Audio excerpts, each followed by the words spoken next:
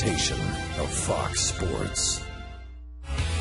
Ned Yost has told Luke Hochevar and Royals fans that if the team is going to go to the next level, Hochevar must personally get to the next level. On Thursday in Cleveland, Luke pitched his third career complete game. Today, he tries to stop the Texas Rangers on Fox Sports Kansas City.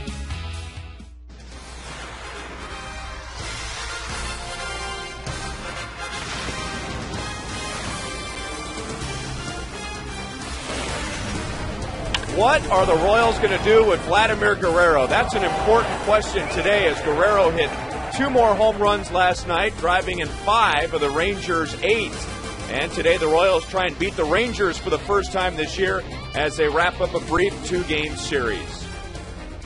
Hi everyone, welcome back to Kauffman Stadium with Royals Hall of Famer Frank White. I'm Ryan Lefevre, and Luke Hochevar will get the start for the Royals today, coming off a very good start, a complete game against the Indians. But in this game, at this level, it's not about what you did yesterday or last week. It's about what you do today. Well, you're right, Ryan. Luke has got to really show some consistency. I think Luke is building toward that, but I think he's at that point now in his career where not only is Luke looking for confidence on the mound, the Royals are looking for confidence in Luke Hochevar. They want to see him put some back-to-back starts together that shows he's going in the right direction. In his last start, that was his third career complete game, which is good news. But on the other hand, there's also some bad news tied to that, because in his first 2 complete games, he really struggled his next time out. And one thing he cannot struggle with today, Frank, is what to do with Vladimir Guerrero. Well, he's going to have to figure out how to pitch around him and make some good pitches to him. If nobody on base, go after him. But if there's men on base, he's going to have to really pitch today and keep the ball down. Here's the scary math and what Guerrero has done to the Royals so far this year. He actually has made a few outs, but I emphasize the word few. He's hit 5 home runs. He has driven in 12. He has two home run games this season, both of those coming against the Royals. And when we come back, we'll talk about who the Royals will face. It is struggling ace for the Texas Rangers, Scott Feldman.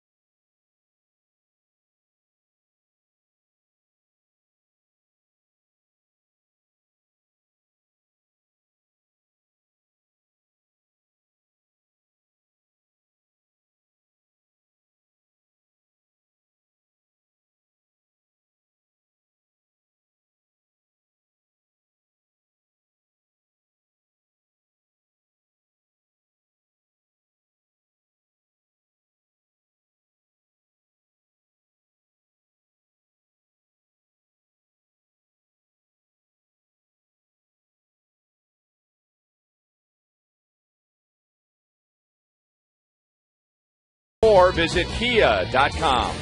And by Kellogg's, the best to you each morning. The Royals will try and beat Scott Feldman and the Rangers today. They saw Feldman back on May the 9th, and he labored through 4 innings. I think the one thing with him, Ronnie, is that he's got the cutter and the slider, and he's got the sinker. And if he can't find those, his body seems to slow down on the mound. So right now, his biggest problem is command. Here's the Kia report on Feldman for today. After 17 wins last season, he's only got 2 wins this season. So that's a big switch, and that all goes back to just lack of command, lack of concentration on the mound. And he just doesn't feel as comfortable out there as he did last year. The Royals lineup presented by M&I Bank. The Royals scoring 7 runs last night, 10 hits for the 8th time in their last 9 games. Mike Aviles is at shortstop. Unieski Betancourt ended up with a slight concussion. So Aviles at short. Chris Getz will play at second base. And Willie Bloomquist, who had a great night on offense and defense, is back in right field. Speaking of Mike Aviles, he took Scott Feldman deep the last time the Royals faced the Rangers. The Rangers swept that series, and they are 5-0 against the Royals this year. Will that change today? The first pitch is next.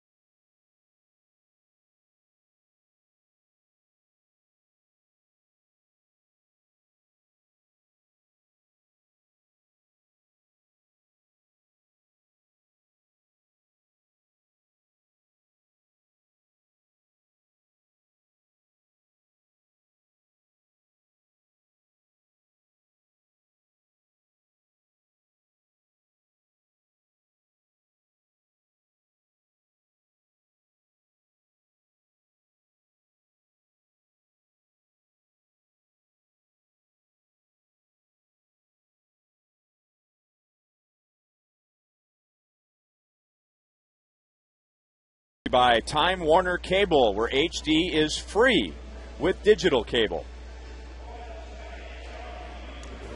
Here's the Rangers lineup tonight, presented by M&I Bank. And no changes, as the Rangers scored 8 runs on 11 hits last night. They are hot in the middle of the order. Michael Young, an 11-game hitting streak. Ian Kinsler, 9. Vladimir Guerrero, 8. Josh Hamilton, 7. And Nelson Cruz has hit in 8 in a row. And for the second time this year, they're facing Luke Hochaber. Here's the Kia scouting report. Well, he's continuing to make strides, Ryan. 3rd complete game this season. Least team at 4 wins. His 4th win in 09 came on July 4th. But right now, what Luke's trying to do now, Ryan, is put together 2 back-to-back games. Jumps ahead of Elvis Andrus. Andrus scoring a couple of runs last night and now is third in the league in runs scored. So all he has to do is get on with Young, Kinsler, Guerrero, Hamilton, and Cruz following him.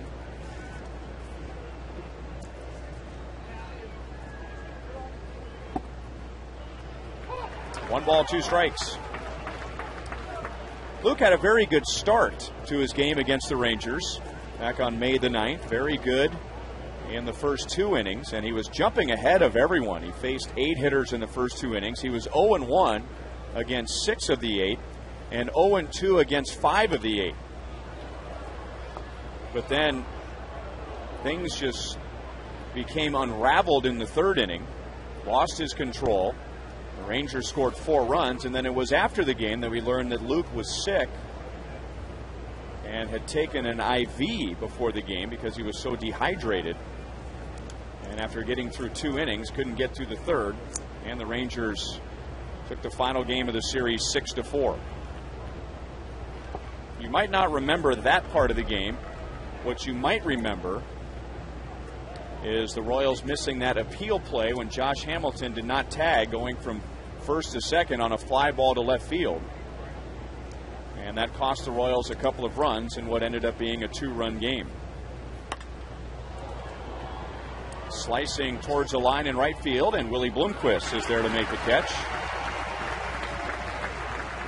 Sunglasses on a sunny day, 82 degrees. We started at 1:09. Time and temp brought to you by the parking spot. Easy to spot, easy to park. The parking spot at KCI. So it feels very much like summer today. Of course, the unofficial start to summer will be on Monday, Memorial Day. And another year in the Midwest where it seems to go right from winter to summer. This year, I think spring was on a Wednesday. A rainy Wednesday.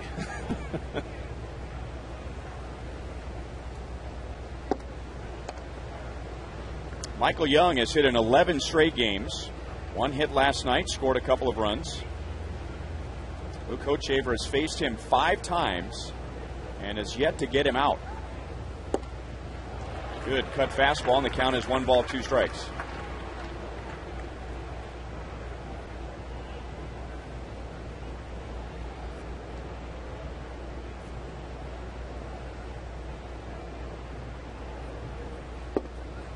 Luke had a couple of stretches in his last start on his way to his 3rd complete game.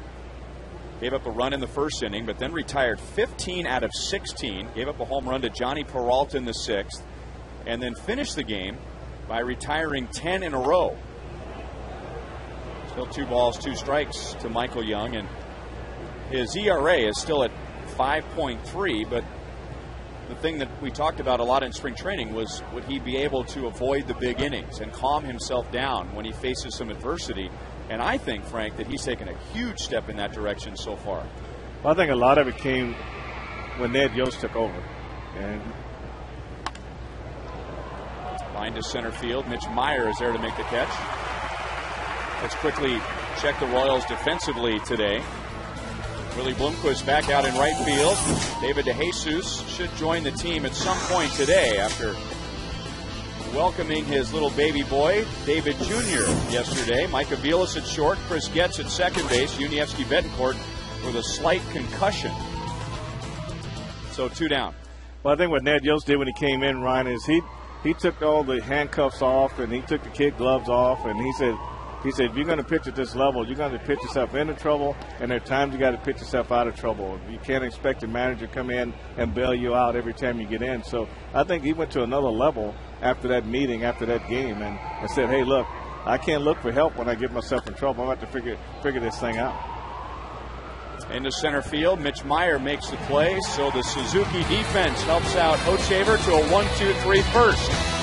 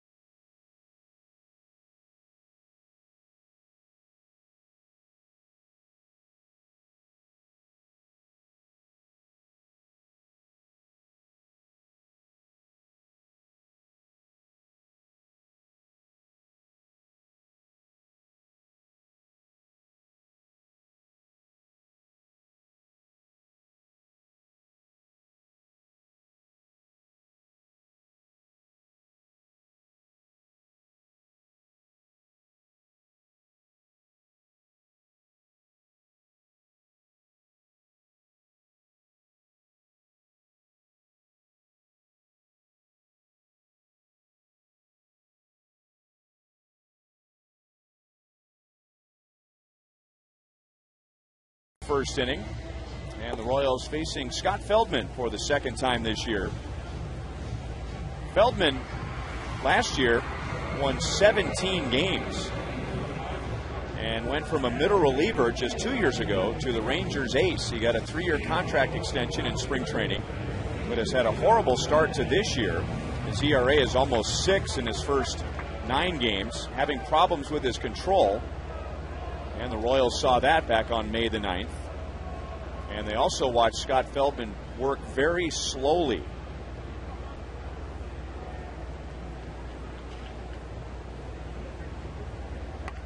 Pasetnik lays down a bunt. Feldman is off the mound to throw him out. And now Suzuki will show us the Rangers defensively today. Hamilton, Bourbon, and Cruz in the outfield. Young and Andrews on the left side. Kinsler and Smoke on the right side. And Matt Trainer is behind the plate for Feldman. In 2005 to 2007, Scott Feldman was just kind of a nondescript middle reliever. Kind of a sidearm delivery, so I thought he might be a right-handed specialist, but because of injuries and a lack of starters last year, or 2 years ago, they moved him into the rotation, and he went 6-8. But then last year, 17 wins.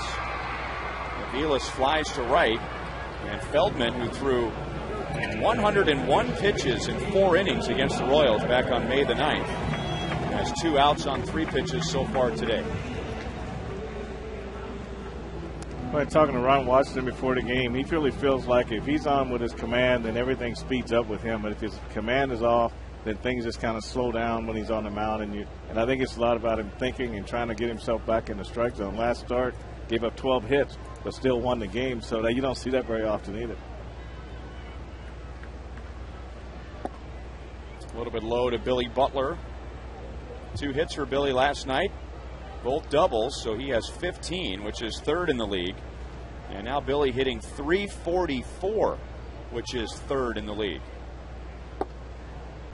Oh, Billy said last night the ball he hit the right field off Feliz, he thought that was the hardest ball he's ever hit to right field in his life, and he couldn't believe the ball stayed in the ballpark.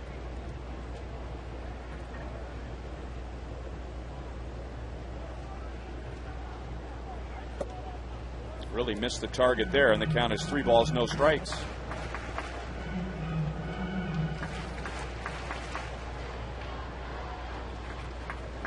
Feldman gave up 4 runs in 4 innings against the Royals, but took a no decision. And that was a matchup with Luke Hochshaver, who also took a no decision. Feldman is very tall, 6'7". He's 230 pounds. So he uses those long levers to get some movement on his fastball.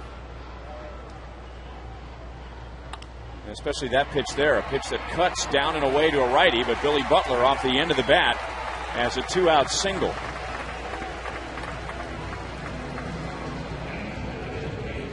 Well, this is what Billy does good. He just covers that plate. He just never looks for a pitch inside. It seems like he stays out over the plate. And every ball away, he has a way of getting his bat on it. So Billy adds to his .344 average. And one of the great things about baseball is that you don't have to wait very long for the next game. And Jose Guillen was 0 for 4 last night with 4 strikeouts. He did walk in the 9th inning after a long battle with Neftali Feliz. Well, when you have 4 strikeouts in a game, that's embarrassing enough as a hitter. So you're right. You can't wait to get back to the next game and try to get things turned around.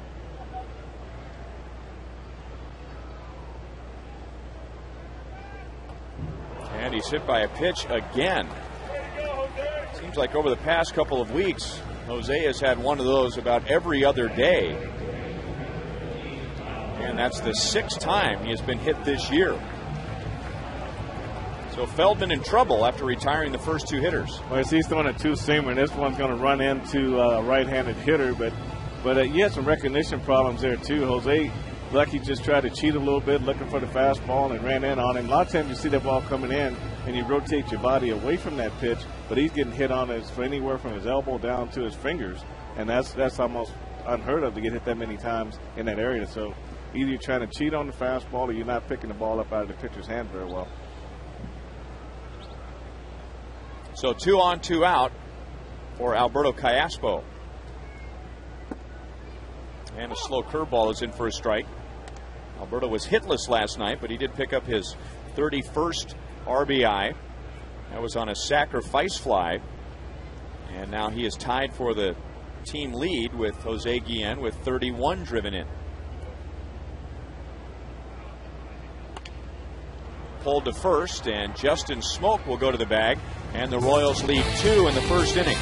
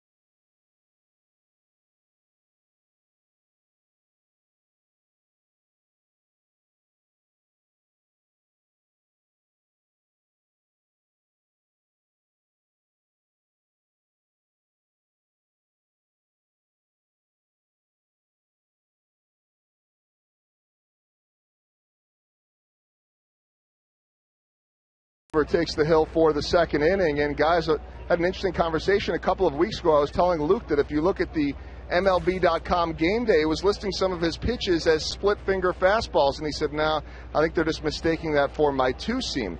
Well, a few days ago I was talking to pitching coach Bob McClure, and he said, guess what, Luke has been working on a split finger fastball. I've been working on it in side sessions the last few weeks. He actually threw it in high school, but he didn't break it out for the first time until his last start in Cleveland. Struck out a few batters with that split finger. They're going to have to narrow down the arsenal at some point, the repertoire, but as of right now, they're thinking could be a good strikeout pitch for him, guys. All right, Joel, and he gets Vladimir Guerrero on a ground ball to third base. And Luke does throw a lot of pitches. I mean, he's got his four-seam fastball, which is another way of saying a straight fastball. It's more for velocity than it is movement, but he sinks his fastball, he cuts his fastball, he throws a curveball, he throws a slider, a changeup, and now you add the splitter. Now, back when those two guys played together, Ned Yost and Bob McClure with the Brewers in the early to mid 1980s, and that was Frank's era, it seemed like pitchers were more described by 2, maybe 3 pitches, but nowadays, I mean, guys throw 4, 5, maybe 6 pitches. Well, you're right. I mean, you look here, stand below the zone by 1 ball. I think that's a good call. I think you can go one ball below the zone, and I think you can go 2 balls above the zone and still be okay.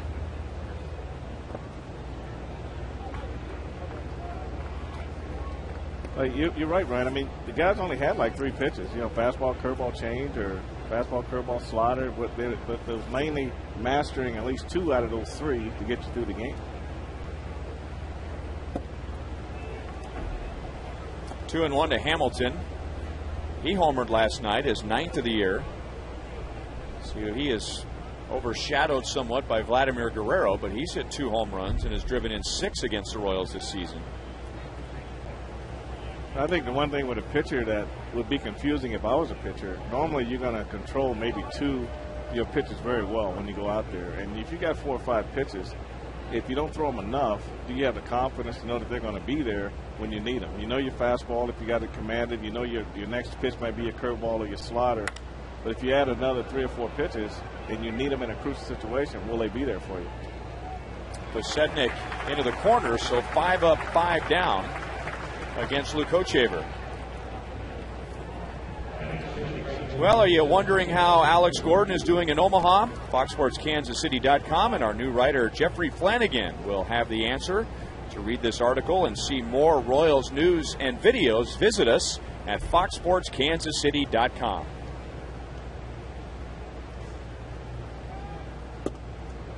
And now 0-1 to Nelson Cruz, who also homered. There's Flanny, longtime writer for the Kansas City Star.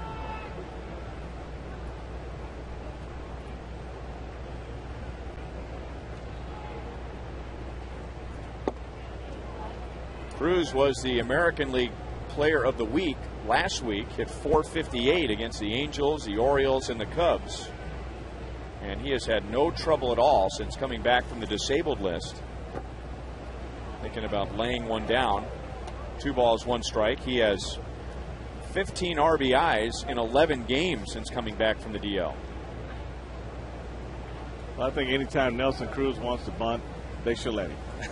When he's swinging the bat well, he can hit the ball out of the ballpark. So you got a better chance of getting him out trying to bunt. Hard slider. 2 balls, 2 strikes. Well, I just think that Caspo at third base says, "No, I'm not coming in there. You can fake a bunt all you want. I'm not giving in."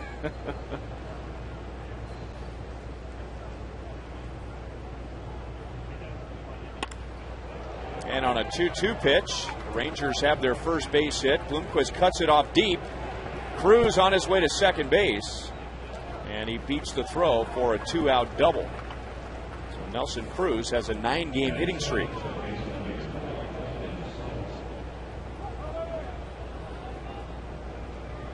Yeah, Holtz leads a fastball out over the plate. Willie does a great job cutting this ball off, and he's right on his right foot and got to throw off very quickly. But Cruz was able to get a double on this.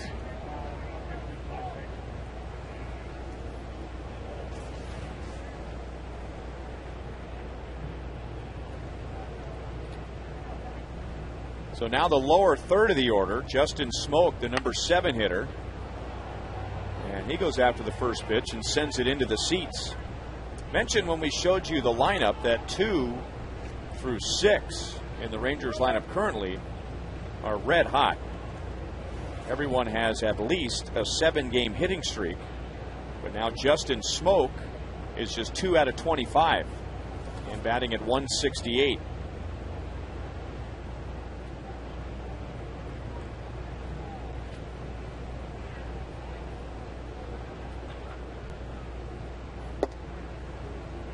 A little bit outside, 1 ball, 1 strike. Well, these last 3 guys in the lineup, these are the guys that Luke have to get out. And if you get in a situation where Cruz comes up, where the situation where it can hurt you, you look at these. You look at Justin Smoak and Trainer and Bourbon, and you say, if I can get to these guys, I can get myself out of trouble. So you just bear down on these guys, and I think he'll be okay. 1 ball, 2 strikes. Smoak hitting at .168, Trainer on deck 213, and then Bourbon, the number 9 hitter, is at 234.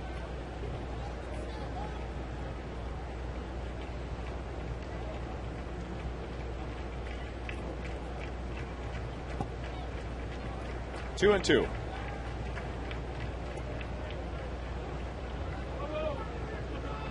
Justin Smoak getting his opportunity when Chris Davis, another prospect in the Rangers system, was sent down to the minor leagues. Both power hitting prospects, both first basemen. Davis a little bit ahead of Smoak. Davis the better defender. Smoak maybe the better hitter. And that's lined into left center field. So the Rangers are going to take a 1-0 lead. And they get the run across after the inning began with 2 outs and nobody on base.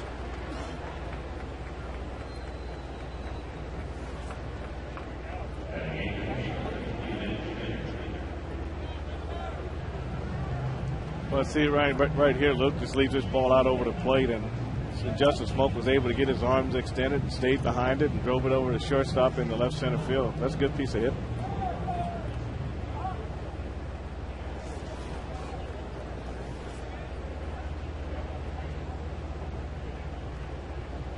And now Matt Trainer. Trainer was 0 for 11 against the Royals back in Arlington in early May. Now he hits that one pretty good to left field, but Posednik coming up, and that's the inning. Rangers get a 2-out run in the second.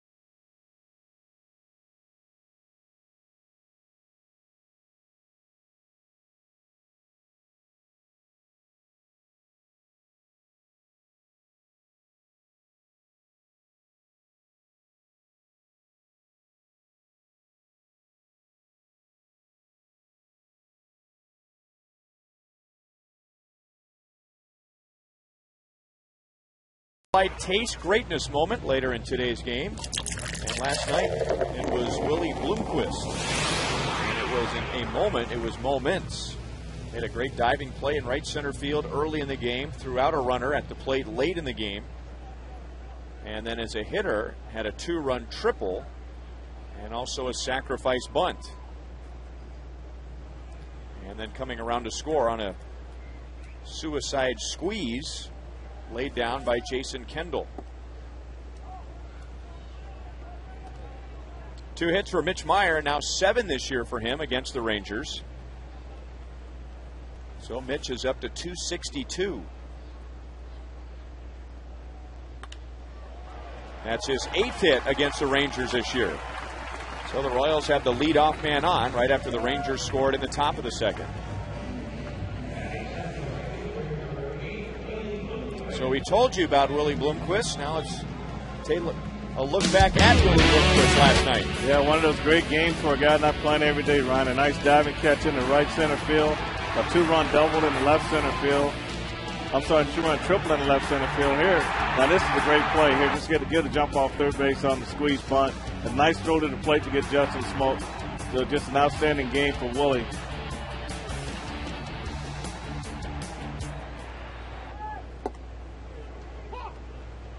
Strike 2, Willie.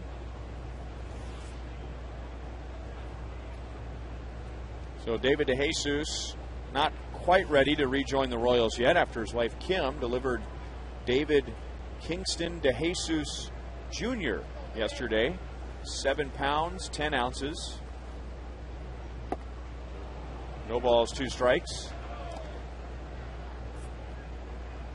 And we've heard that the delivery was somewhat unexpected, so family wasn't able to be here for it. So right now it's just David taking care of Kim. All the family is flying in today, so they'll be able to help with baby and mom, and David getting ready to rejoin the Royals as we take off for Boston for a 4-game series, which begins tomorrow night. So you have Bloomquist swinging the bat well, and in there for DeJesus, and David is riding an 8-game hitting streak.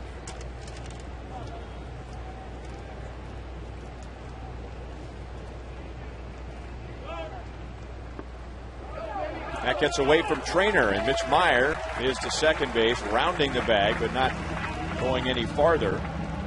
So runner at second base with nobody out.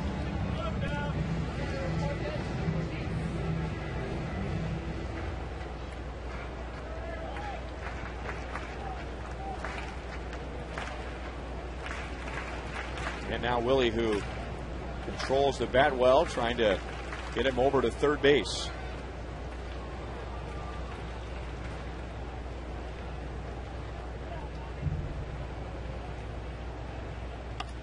That's exactly what he does. Bloops it out towards shallow right, but Kinsler makes a nice play running out into shallow right field. So Bloomquist trying to get it over there, but Meyer is still at second base. Tonight's You Call It presented by Sprint. What was Willie's biggest play last night? Was it the catch in the first inning? His two-run triple in the sixth. Scoring on the suicide from Jason Kendall. Or the outfield assist in the eighth inning. Text 432-432. Enter keyword Royals.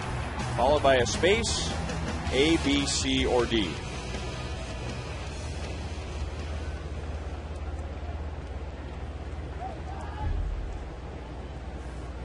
And now Chris Getz, 2 plate appearances last night. And a walk, a single, and a run scored. Yuniesky Betancourt scoring on a play in the third inning and colliding with catcher Matt Trainer. We thought maybe he had injured his knee or his shin, but apparently he slammed his head hard on the slide at home plate, so he came out in the middle of the game. Aviles moving over to short, Getz to second, and now Chris gets the start today. There's Uni in the dugout, and Joel had a chance to talk to him before the game. Yeah, Ryan, I was talking to him in the clubhouse today because he was walking around and kind of stretching out that neck like you do when you wake up with a stiff neck. I said, how are you feeling? He said he still got a little bit of that dizziness. He said he actually felt fine after the collision, and then remember he had the error and then that leaping catch. He said things got dizzy after that leaping catch, and he still has those symptoms today. So hoping that he will be back in there. They're going to hold him out for 48 hours and see if that mild concussion can go down, but ended up slamming his head here and still has a little bit of those cobwebs today, guys. Well, when you look at this play, it looks like Matt Trainer's leg got hold of his left leg and just spun him out. And when he spun him out, the back of his head hit the ground. Something that I missed last night. I was so busy thinking about where the shin guards were going. I'm with you. I was focused on the legs too, but watch this. See, when he hit that left leg, it just spun him out. And helmet or no helmet, that's a head slam right there.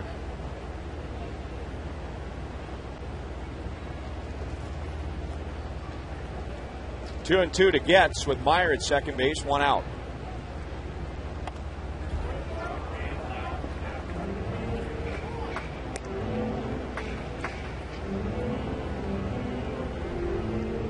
Chris getting his average up above 200 with the hit last night at 210. He has 5 stolen bases, and he's been thrown out only once. Mitch Meyer led off the inning with a single down to second on a wild pitch. Pulled to Kinsler. 2 outs, and Meyer over to third.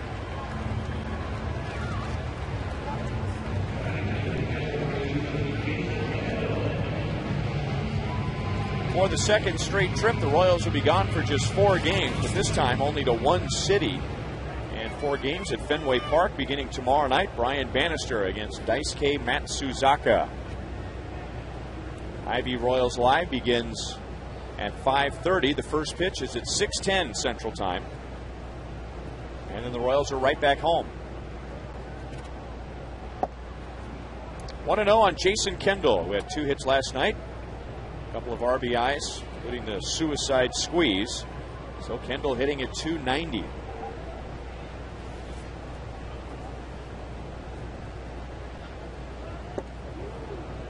Going with what would be regarded as the safety squeeze. The runner not coming down from third. It wasn't a suicide squeeze, but laying down a bunt. And if the runner at third gets a good read, he'll come down and try to score. But it wasn't the pitch that Jason was looking for. 3 balls, no strikes.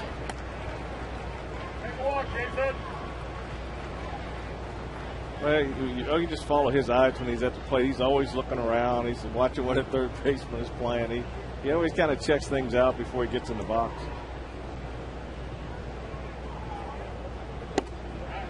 Takes a 4-pitch walk.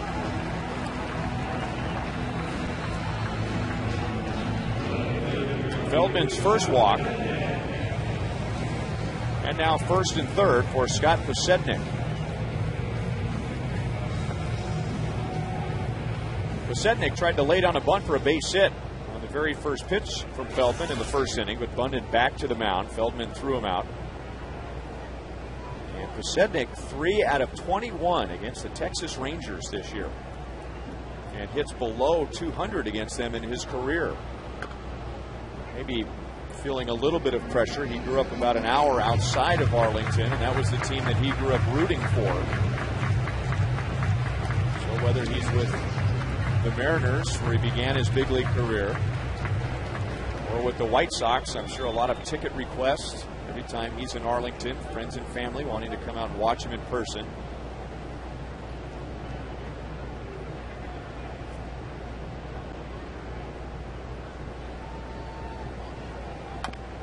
It's jammed, and a slow roller hit to Michael Young, whose throw is offline. A run scores to tie it, and Kendall will go to third base.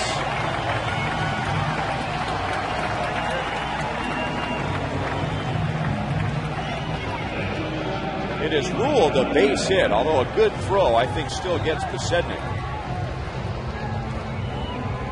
I agree with you on that one, Ryan. A good throw definitely would have got him, but you see this ball here actually goes down and hits right on the corner of home plate, and that flattens it out and moves it toward third base. Michael Young comes in good shape when he grabs it, but then when he let it go, it moved back into the runner. And Justin Smoke did everything he could. He got on the backside of the base and tried to make that play, but just a bad throw.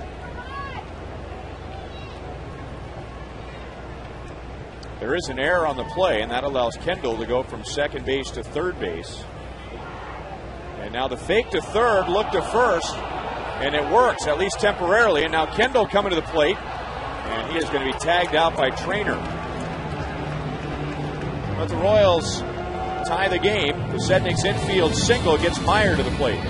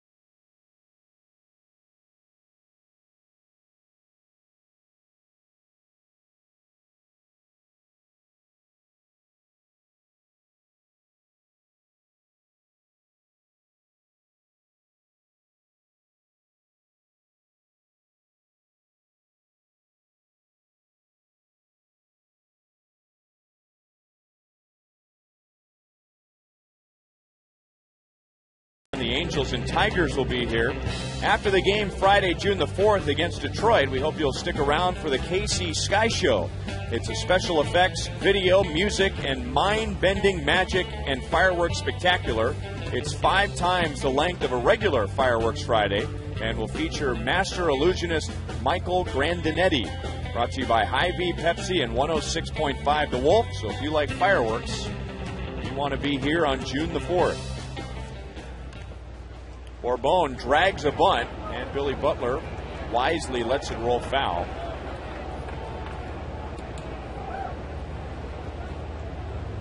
Hochevar giving up a 2-out RBI single to Justin Smoke in the top of the second inning, but the offense picked him up in the bottom half. 9 1-2 hitters coming up for Texas. Bourbon 0 for 3, 2 strikeouts last night, and then was pinch hit for by David Murphy in the 8th inning. A couple of former college teammates hooking up here. Bourbon and Luke Hochevar played together at the University of Tennessee. Luke was a first-round pick of the Dodgers in 2005, didn't sign, and played some independent ball. The Royals took him the next year. Bourbon, a first-round pick of the Rangers in 07.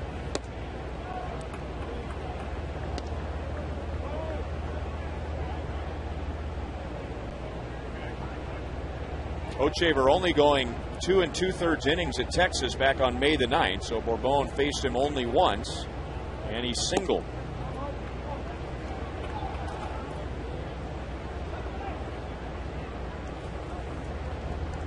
Luke retired the first 5 today, and then with 2 outs in the second inning, Nelson Cruz doubled. Justin Smoke got him home.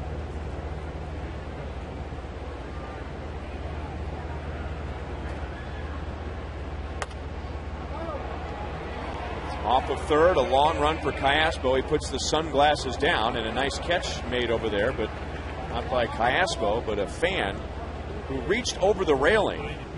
And if Callaspo were in position to make that play, that would be fan interference, but the umpire ruled that Alberto did not have a play, so the fan is allowed to reach over the railing.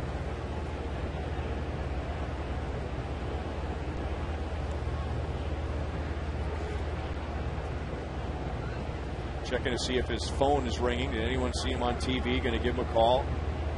No ring, no vibrate in the pocket. Still 2 balls, 2 strikes.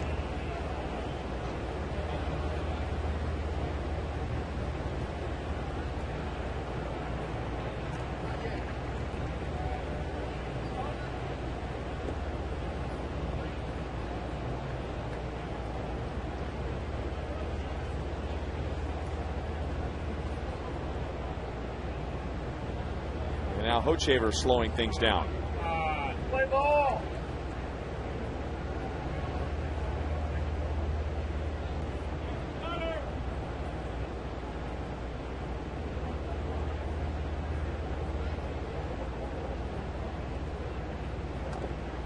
You know, you don't hear this very often. For most pitchers today, and there's so much video and computer data that pitchers really have more to think about than they need to, and most times you want pitchers to pick up the pace, start working quicker. But Luke is the exception. The Royals don't mind seeing him slow things down, especially with men on base. Count has gone from 0-2 to 3-2 on Julio Bourbon, but right now there is nobody on base, and he was ahead of Bourbon 0-2, so this might be the case where the Royals want him to speed things up, not slow things down, and take care of a 234 hitter. Well, you have to go in with your best stuff. He missed with 2 breaking balls that he just overthrew, and they kind of backed up on him, but maybe giving him a little bit too much credit for a guy who's been struggling at the plate. Sednick inside the line, so it ends up being a 9-pitch at bat, but Bourbon is out and one away with Elvis Andrus coming up. Well, there's some with the Rangers who thought that this might have been a cheap shot on Jason Kendall's part. But when you look at this play right here, when you're an infielder, I mean, and you know it's a force out, you basically just need to get the ball and get out of the way. To get this is a nice clean slide right here. He's off to the side of the base. He could reach the base with his hand. So you just got to be able to get the ball, get up off the ground, or get the ball and clear the lane. And that's just good hard baseball right there. Well, and that's coming from a guy who's played the middle infield and probably dealt with a few slides like that.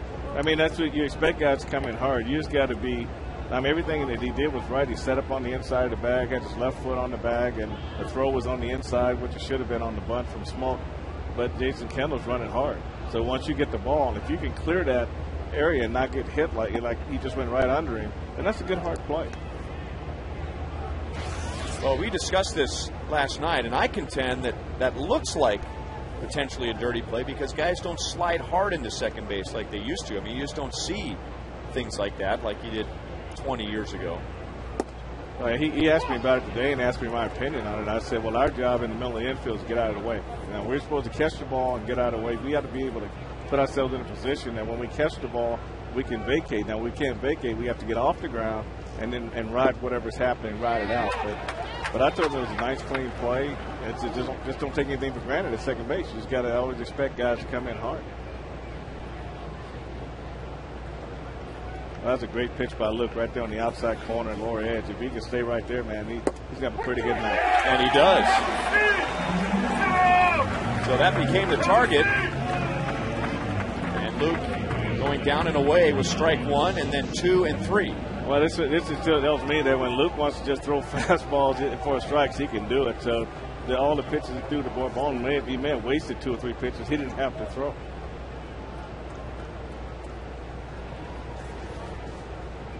So 2 down, and now Michael Young lined out to center field his first time, and he did not pick up that pitch at all.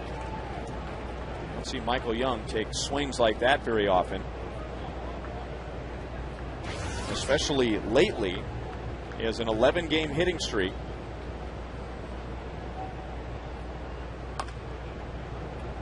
No balls, 2 strikes.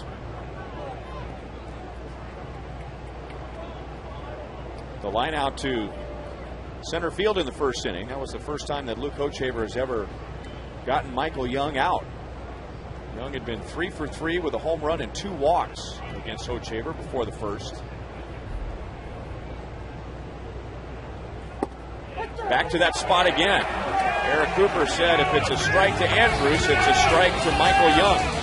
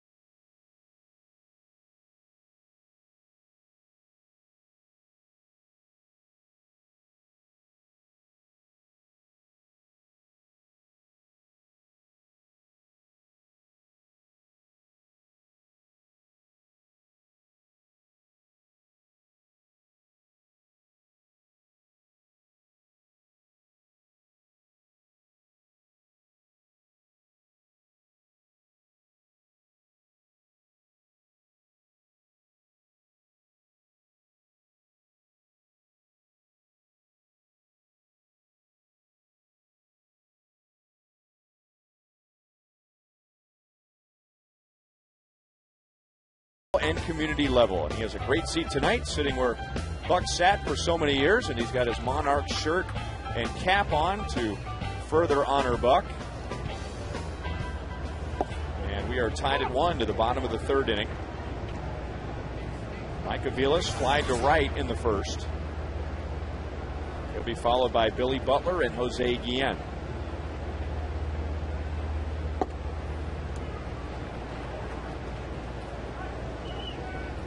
One ball, 1 strike.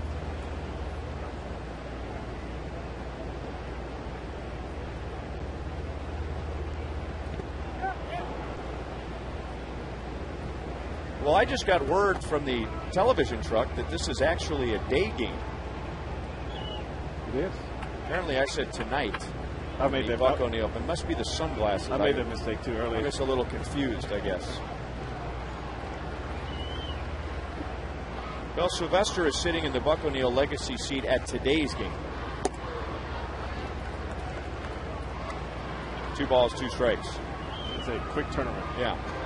Where am I?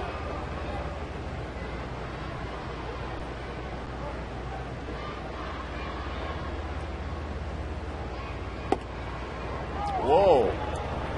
Well, the Rangers were chewing on home plate umpire Eric Cooper pretty good at the end of the last half inning because of some pitches that he was calling on the outside part of the plate. But Fox Track showed that those were strikes. That was not a strike to Aviles. So Cooper is calling the zone well, according to Fox Tracks. Michael Young argued after being called out on strikes to end the top of the 3rd inning. Manager Ron Washington had to come out and make sure that his second baseman wasn't ejected from the game. Fox Tracks said it was right on the edge of the strike zone.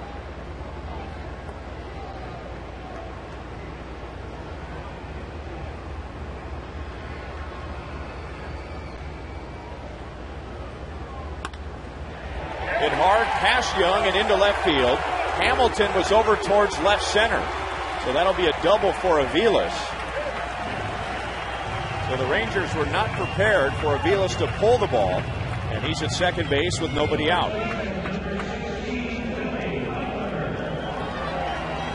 Feldman left a 2-seamer. That ball's running in, and Aviles really cleared his hips and really got the bat hit on this ball. Michael Young's got to feel like a pinball machine down there. They've hit some rockets by him the last couple ball games. Aviles with his 3rd double. He is safe at second base, safe and secure. New York life for the New Yorker.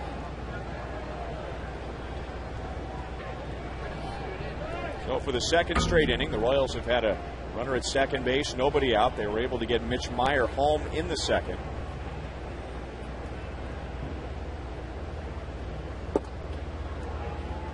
Ball 1 inside to Billy Butler.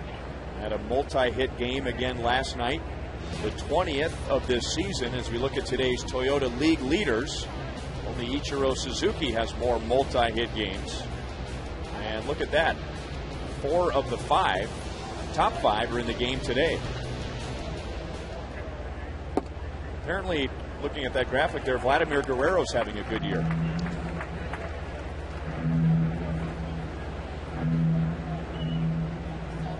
I would say that 18 of those 19 have been against the Royals, but they've only played each other 5 times so far this year, this being the 6th.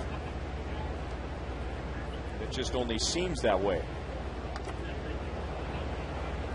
You could tell right there, Frank, that was a very unselfish swing by Billy Butler. That was not swinging at a 2-0 pitch to drive it to the outfield. That was a 2-0 pitch trying to hit something to the right side. Yeah, he knows what he's trying to do right here. And the thing about Billy, he's got such good bat control. Even if Ned Yost at some point wanted to use him to hit and run instead of a double play, he could do those things too. So he's just a well-rounded hitter at this point in his career. Now they set up inside, but Feldman leaves it out over the plate. And he's lucky Billy didn't hit that in the fountains. Billy's still trying to go to the right side and get Aviles at least over to third base.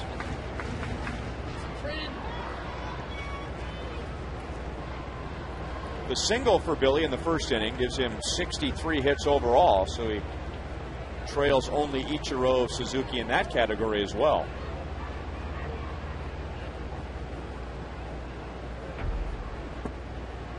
Three balls and 2 strikes.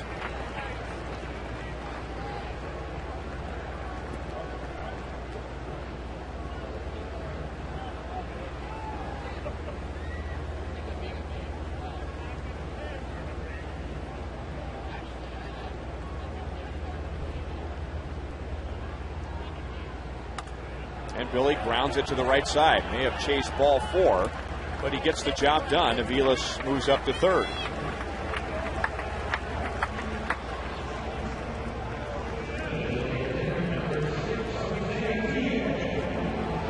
That's an excellent piece of hitting. It's a slider down and away, and that's probably his ball 4. But Billy already committed himself to go in that direction, and he does it very well. But just to be unselfish in a 3-2 count situation to get the job done, that says a lot for Billy Butler at this time. He's developing in so many areas, Ryan. right before your eyes. We mentioned last night that it's just so refreshing to see a young player come up to this level, have a great year, and then come back the next year and continue. Now it's Guillen's job to get Avila's home. Jose hit by a pitch for the 6th time this year in the first inning. 0 for 4 with 4 strikeouts last night, and then in his final plate appearance worked a walk against Neftali Feliz. So the Royals had the tying run on in the 9th, but couldn't get him home. 2 balls and no strikes.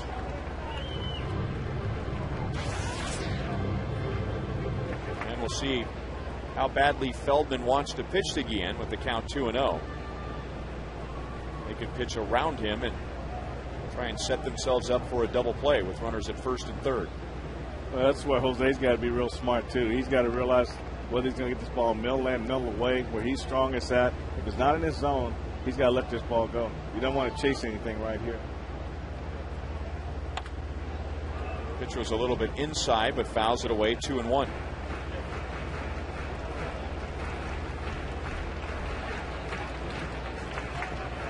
Well, you see here in the first inning, the ball hit Jose just right below the elbow.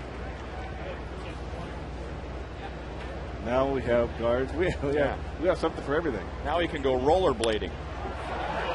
Center field and plenty deep enough. So good situational baseball for the Royals. Leadoff double, so they get him on. Ground ball, they get him over. Fly ball, they get him in. 2-1 KC.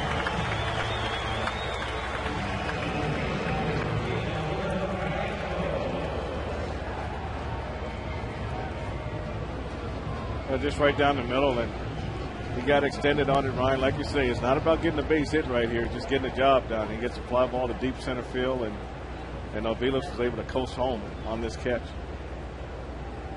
And that means Guillen regains the team lead with 32 runs driven in, 1 more than Alberto Callaspo. Alberto takes a curveball that looked a little bit low, or strike 1. Alberto rounded out to first base in the first inning. Well, the hitter should know by now, if it's close today, you better be swinging. And Alberto hooks it again over to first. This time Smoke will hook up with Feldman, and that's the inning. But the Royals take the lead on Guillen's sac fly.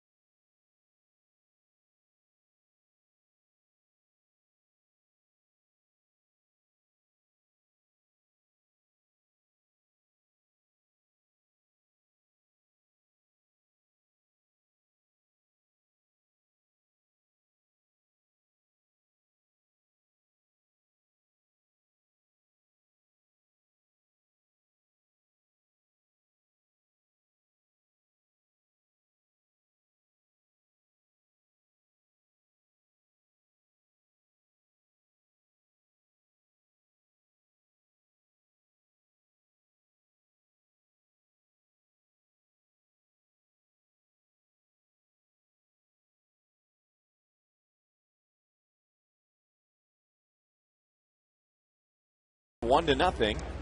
Luke Hochevar and Scott Feldman dueling today, and here's what they've done with the radar gun so far. Luke has hit 97 in our Roadrunner Turbo speed pitch comparison. You can double your speed with Roadrunner Turbo from Time Warner Cable. Oh, yeah. 0-1 to Ian Kinsler, the former MU Tiger. Flied out to center field in the first inning. He has hit in 9 straight games after going 1 for 4 last night. And he got a hanging breaking ball, but took an awkward inside-out swing and rolls out to Getz. So that's 5 in a row set down by Hochevar. Remember, before and after every game on Fox Sports Kansas City, you can join us for Royals Live as Joel Goldberg will bring you the latest Royals news and breaks down the game's action. For complete Royals pre- and post-game coverage, tune into Royals Live here on Fox Sports Kansas City.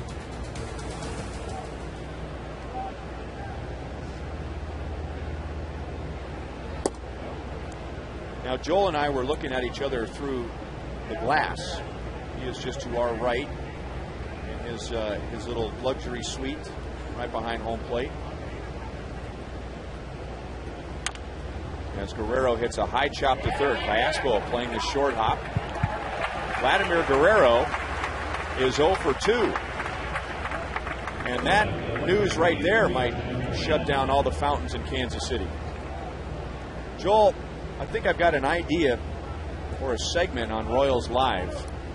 Somebody needs to take Frank out to Sheridan's in center field. Frank, how many years have you been on the planet now?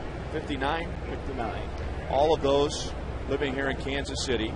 Frank has never had frozen custard. I'll take him out next Monday, and we don't need to tell anybody about it. I'm sure no fans will show up. Just Frank out at Sheridan's, and it'll be nice and quiet and uneventful. Well, I think somebody would show up to see me eat custard for the first time, Joe. I think they'll just show up to see you. Yeah, exactly. I think they'd show up to watch you clip your fingernails. The custard would just be the icing on the cake. I'll take you out for custard next week, Frank. Not once? Not once. Wow.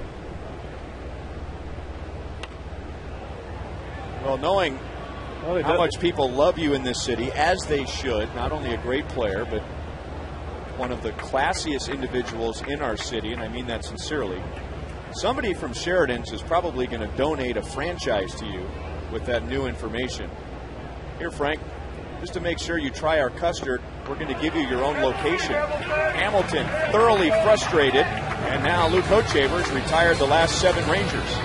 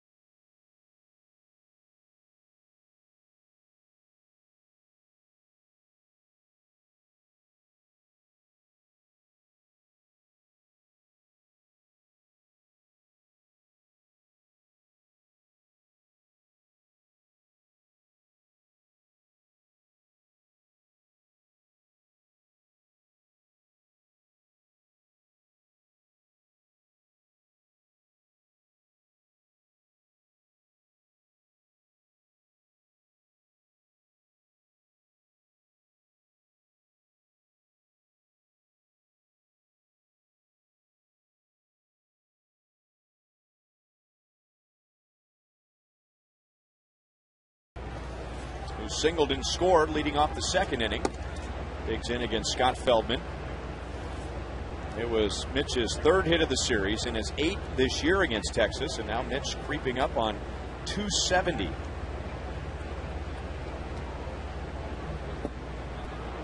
Out in front, 1 ball, 1 strike. Yeah, very good changeup. Well, Mitch had a night last night where every ball he hit wasn't hit hard. It was just well placed. One on the end of the bat, one jam shot. It just But I mean, they all count in the book. But it's nice to have a night where you're not really squaring the ball up, and you have some luck, and you come back tonight. There I go, that night again. You come back this afternoon with another chance to add on. Now, was he out in front of that last pitch? No. It's almost impossible to hit the ball where he just hit it on that foul ball. At least for a left-hand batter. I mean, he hooked that thing so much he hit it into the Royals dugout, which right now is directly behind him. I've seen him foul balls right between his legs and go right in the dugout before. That slider stayed up, and Mitch hits it hard, but right to Smoke. One away. Coming up on Saturday, June the 5th, it's the Royals and the Tigers at 6:10. Get your tickets now and get to the ballpark early. The first 20,000 fans on that Saturday will receive a Brett Saberhagen bobblehead presented by Fox Sports Kansas City. Go to Royals.com or 1-800-6-ROYALS to get your tickets. Go ahead and call right now. See if you got the little Brett Saberhagen mustache.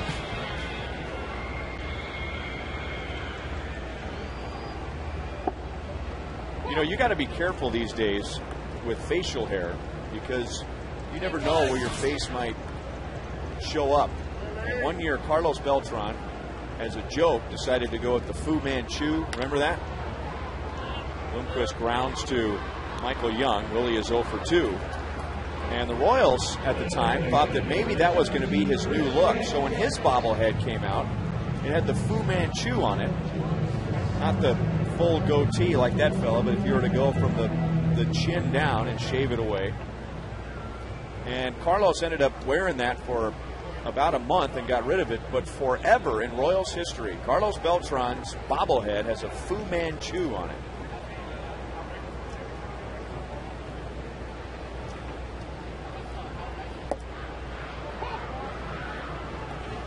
Oh, 0-1 to Chris Getz. Kevin Shanks saying he looks like an assassin with his bobblehead. He has a pretty mean-looking bobblehead.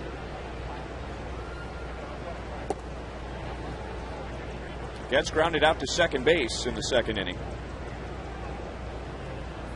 Rangers scored in the top of the second. Royals answered in the bottom half and then went ahead in the third on Jose Guillen's sacrifice fly. And now Getz pulls it just foul. 1 ball, 2 strikes.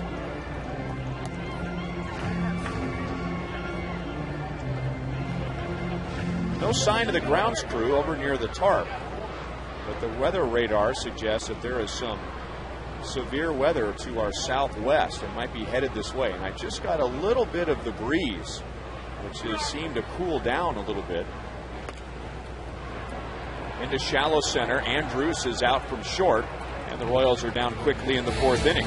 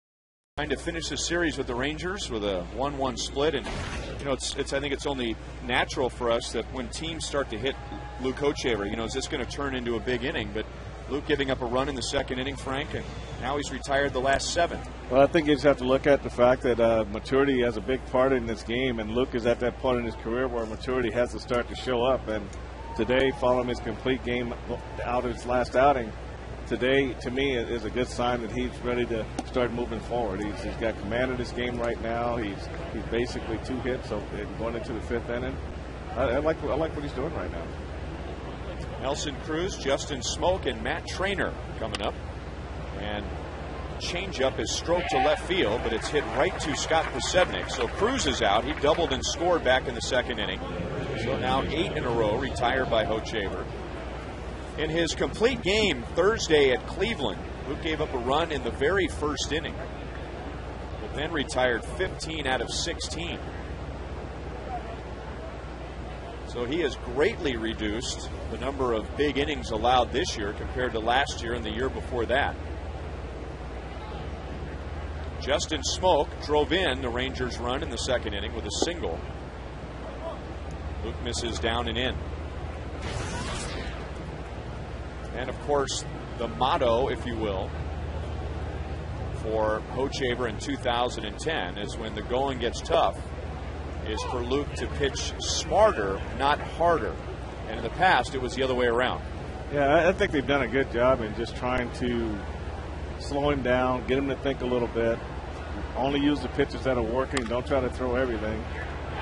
Willie backs up to get a bigger hop, and Smoke is the second out. And I think also just having the knowledge that, look, I'm not going to get bailed out when I get in trouble like I used to. I'm going to have to, if I pitch myself into trouble, then they're going to give me an opportunity to pitch out of trouble. And I think that's throwing the accountability back to Luke at this point. And I think that's good. I think that's a positive sign from Ned Yost and Bob McClure. And now it's up to Luke, being the player, to take it and run with it. He has really just slowed himself down, not to a detriment to himself or the defense, but Luke used to come sprinting off the mound in between innings, sprinting to the mound to begin an inning. And now he just, after that out there, going over to cover at first base, just kind of walking casually back to the mound like a guy taking a walk through a park.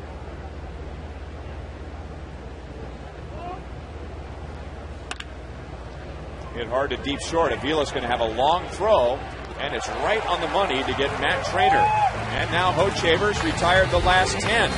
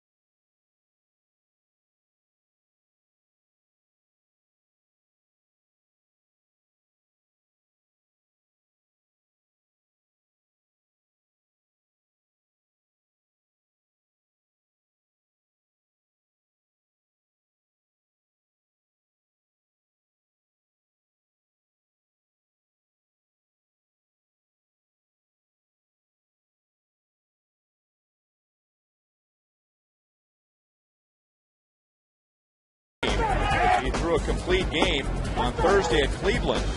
And so far today, he's allowed just 1 run in 5 innings. And he's turned it up a notch over the past 3+ innings. Luke has retired the last 10. And the Royals take a 2-1 lead into the bottom of the 5th inning. And have Jason Kendall, Scott Posednik, and Mike Aviles coming to the plate against Scott Feldman.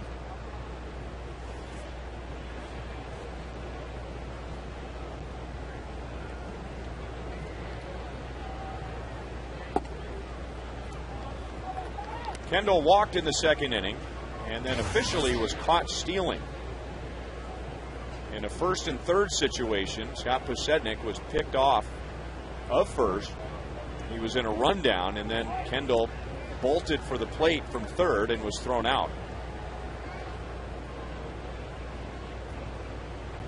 The Royals have just 3 stolen bases in their last 10 games.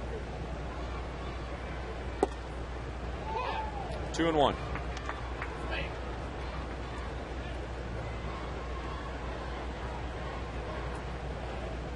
Feldman, 1 walk, no strikeouts. He's also hit a batter. And a slow breaking ball is missed by Kendall. 2 balls, 2 strikes.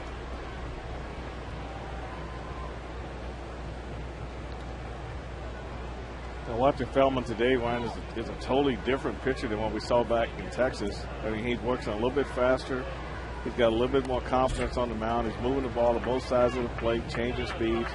And, you know, he and Luke today kind of look similar on the mound in their approach to pitching. And they both have done a good job keeping the ball down.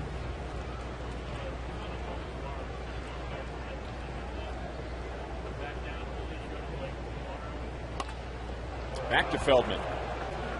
And at 6'7", he has to bend down a long way to get it. And now Feldman has retired 7 in a row. Here's today's AT&T trivia question. Who are the 4 current American League players with at least 100 career home runs in both leagues? AL players. And I've got 2. Strike on Posednik. 1 for 2, has an infield single and an RBI.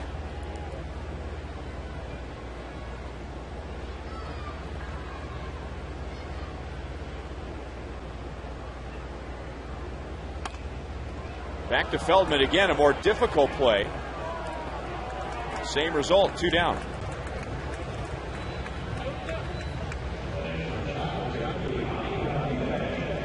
Well, that's what you call helping yourself, Ryan. I mean, 2 nice plays right back through the middle. He ends up in pretty good fielding position. He's got a lot of reach, so he's able to reach back and get that ball that the Posednik hit back to his right. Make sure that sinker's working pretty good. He's getting those ground balls. Mike Aviles doubled leading off the 3rd inning, scored on Guillen's sac fly, 1 for 2 today. Down on the count, no balls, 1 strike.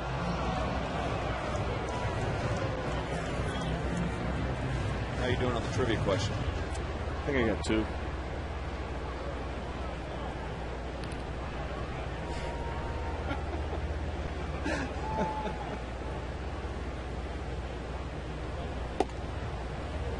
No balls, 2 strikes. I've got 2 and then a couple that I think are a stretch.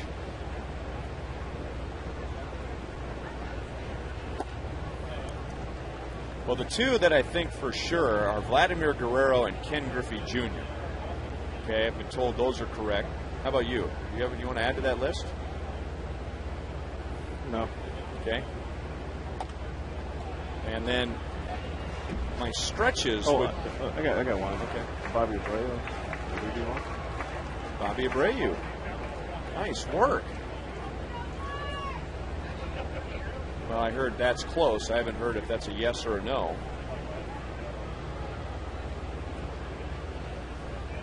Apparently no. Still 1 and 2. Aviles fouling pitches away so we can finish this trivia question. I threw out Adrian Beltre. Okay, I've been told that's correct.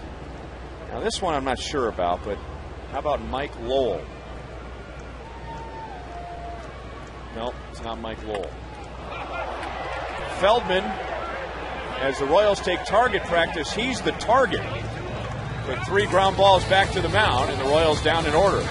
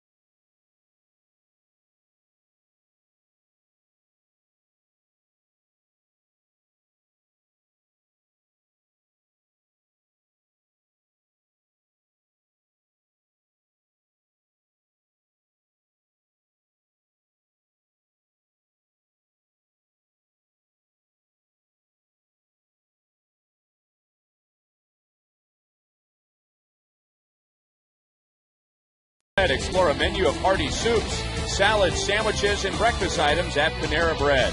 And by Chevrolet, come see for yourself why 1,000 people a day are switching to Chevy.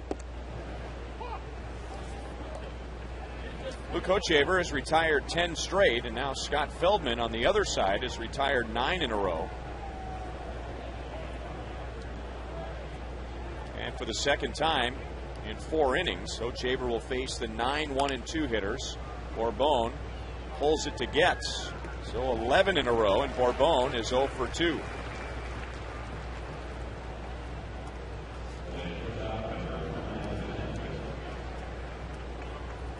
Well, apparently we're going to have a special delivery here to the booth. If you weren't with us earlier, we had quite a discovery here in the booth. Oh my! And Joel, that looks like a cookie. Yeah, but I knew that. Very nice. You would have been upset if I came back empty-handed, and those are good. And I wasn't going to do hot chocolate. Frank, from the folks at Sheridan's, you're going to have to eat that soon too. It's going to start to melt. Well, it's already some melting. Custard. That's called the chocolate kiss. There's chocolate and chocolate shavings and. Can you call that cookie play, dough? please? Ryan, unable to talk right now as the ground ball goes by Chris Getz. Elvis Andrews is on base for the single. Keep chewing that chocolate chip. But they have good chocolate chip cookies, too. Very good. And Frank? Never had custard. Have you had barbecue before, Frank? Oh, what a question. Okay. For all the negative things you say about Wisconsin, that's one that you're going to agree with me on. Well, I've got family from Wisconsin. Right. I don't make fun of Wisconsin, Joel. I make fun of you. Okay. Well, I like your family. Right. Joel, I have to say, there you go, Frank. Custard is very good. There you go. It's almost like a chocolate shake. Yeah, well, it's going to turn into one soon, so eat up. Well, enjoy. I have to do this. And as you hear the long pauses right now, everybody will know that Ryan is eating a chocolate chip cookie. Well, if you're not going to eat it. Frank, why don't you focus on the game? One of us has to. Somebody has to. Ryan will be busy for the next hour eating his cookie. Well, I want to thank all the folks at Sheridan for sending this up to me. Now look at, doesn't that look good? It tastes good. It's like a chocolate shake. It's really good. Okay. I'll get on it, but I can't do it now. All right, we got a commercial after this half inning. Ryan, enjoy the cookie, and back to you. All right. Thank you, Joel. Thank you, Joel. I appreciate it. So we'd have to do this on Monday. You got to eat that thing. Slowly but surely, you got to eat it. This is a big deal, Frank. People people love you in this city and the 5 states that carry the Royals, and they want to hear your insights in this baseball game here. But at the same time, I mean, people feel like they're a part of your life now, personally, that they're. Now, we don't want you to eat it like these guys. See, that does not look like custard. Well, that's because there's whipped cream on top of the custard. Well, that's why I never liked it, probably, because it looked like that. It's like either. Well, you think that looks bad? Yeah. A bunch of whipped cream, sure.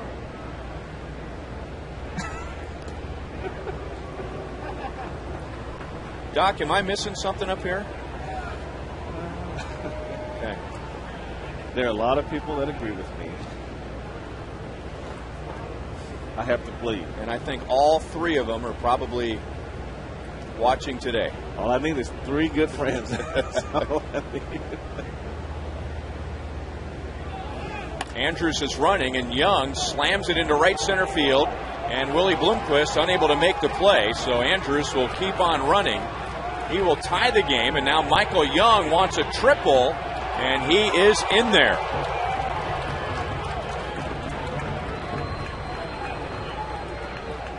So Michael Young has hit in 12 straight games, and we are tied at 2 in the 6th inning.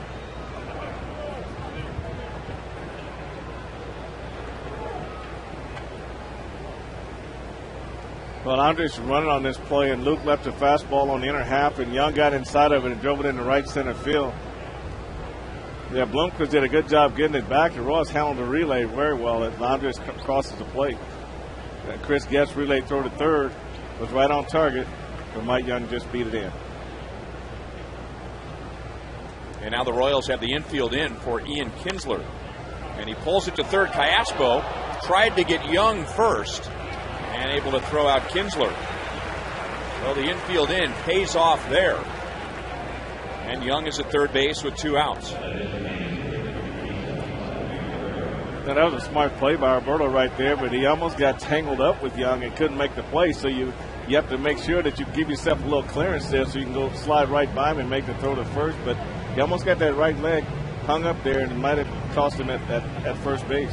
You can watch how the knee go between the right leg, and now he's got to re-up again, and he was able to make that play. But a smart play on Bert's part that he'd think about trapping him at third base. And now Ned Yost takes a trip to the mound with a runner at third and 2 down. And Vladimir Guerrero coming up. Gee, I wonder what they're going to talk about here. We're going to talk about the next all-you-can-eat event here at Kauffman Stadium. That's on June the 2nd. You'll get unlimited ballpark fare. All the hot dogs, nachos, peanuts, pretzels, and Pepsi products you can handle for one low price. Individual and group discount tickets are available, and you can get your tickets now by calling 1-800-6-ROYALS or go to the website royals.com/all-you-can-eat.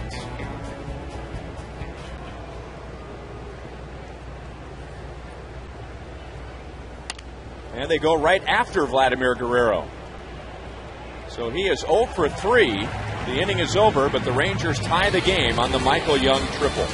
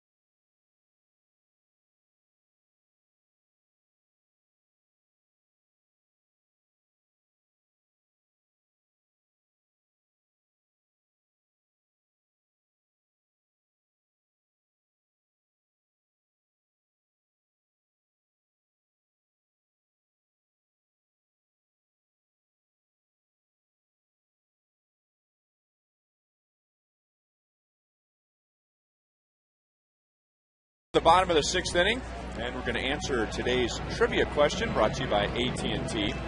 Who are the 4 current American League players with at least 100 career home runs in both leagues? We've come up with Vladimir Guerrero, Ken Griffey Jr., and Adrian Beltre, and Frank, I think, has just discovered the 4th. Miguel Cabrera. Is it Miguel Cabrera? Oh, it's not him. It's not.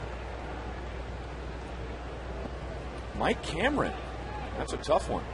I was going through the Red Sox, too. I was going all the way around the horn. Maybe I wasn't thinking about him because he is either on the DL or just back from the disabled list. Well, Mike Cameron was a wild card in that group. I would have thought Bobby Abreu would have been one of those guys. Of course, his power numbers have really dipped since coming to the American League. His run production and his stolen bases haven't gone down much, but not as many home runs. I think I still kind of see him in the home run derby. Yeah. But I'm with you. When you said Abreu, I thought that was a very good selection, Frank. Very good. Just wasn't right. Billy Butler is grounded to second. He is singled. And that ball is blasted deep into left field, and the Royals are back out on top.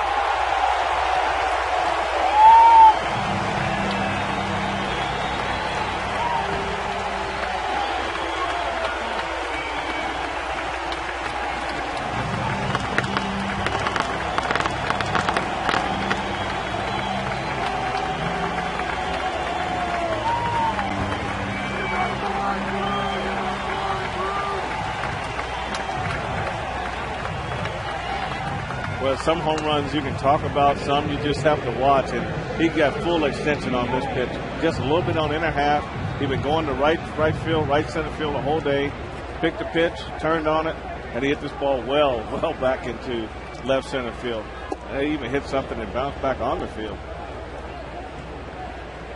Yeah, I noticed something very subtle there. And Billy is not one to showboat or show anyone up, but just watching his eyes. You know, Billy's so good at keeping his eye on the ball as it comes through the hitting zone. But as he was standing at home plate, he watched the ball sail and then took a little glance at Scott Feldman before he went to first base. There's the ball. Well, you don't see it there, but a little glance at Feldman, and he noticed Feldman was looking at him, making sure he wasn't going to admire it too long, and then Billy was off running the bases. Yeah, I wonder why he would check the pitcher like that, you know, because you know where the pitcher's looking. He's not looking at the ball; he's watching you.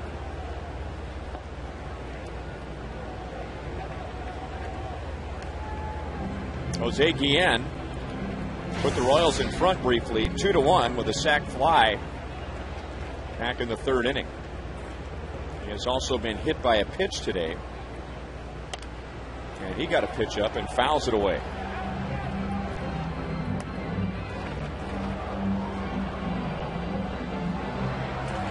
So Billy Butler with 2 more RBIs in this series and now has 7 driven in against the Rangers this year.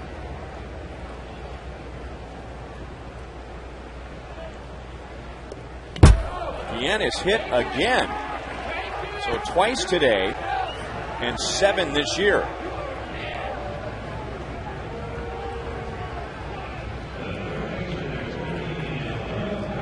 And where he's getting hit, I don't think any of them have been intentional, but maybe it's the new trend now for pitchers in the American League, throwing in on his hands.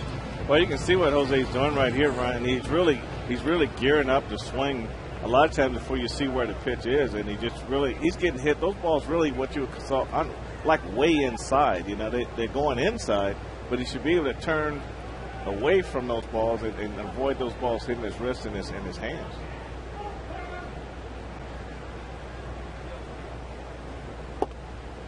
Claspo lays off the tough pitch, 0-1. Twice Alberto has hooked a ground ball to the first baseman Justin Smoke. And Alberto is 0 for 6 in the series. Still batting at .302.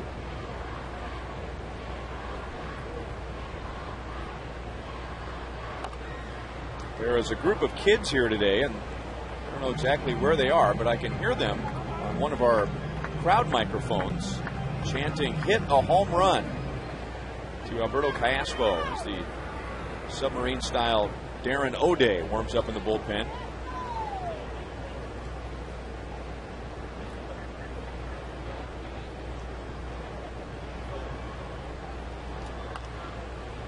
Still 0-2 to Cayaspo.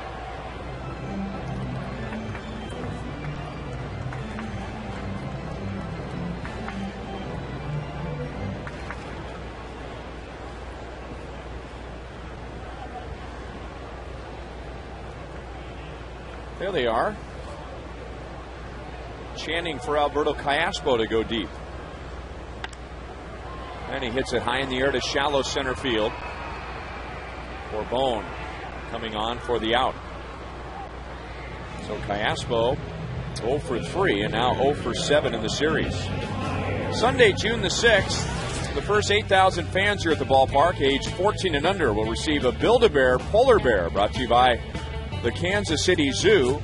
Then after the Royals take on the Tigers at 1:10, it's the 6th annual Faith and Family Celebration with a special concert by American Music Award nominated Jeremy Camp, and that'll be right on the field.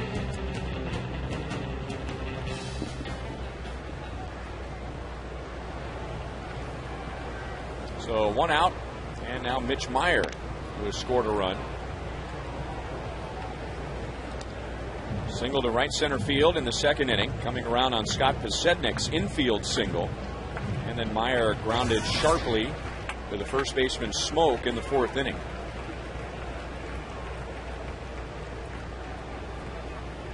Right now the sun is behind a cloud. So even though it's a day game, it's a bit dark. Although we've been told that severe weather is not going to make its way to the ballpark. Into right field, Meyer has another hit, and Jose Guillen goes first to third. Mitch Meyer has 9 hits this year against the Texas Rangers.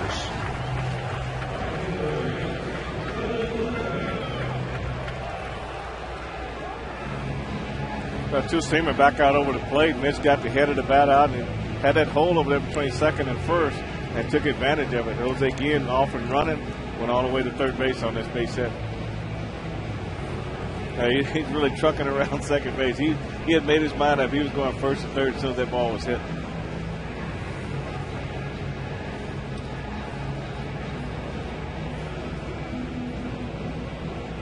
Rangers just tied the game in the top of the 6th, and now the Royals back out in front and threatening for more. And now Willie Bloomquist, who is 0 for 2 so far and had a great game last night on offense and defense, and he's the subject of today's You Call It, presented by Sprint. So far, 40% saying it was his throw in the 8th inning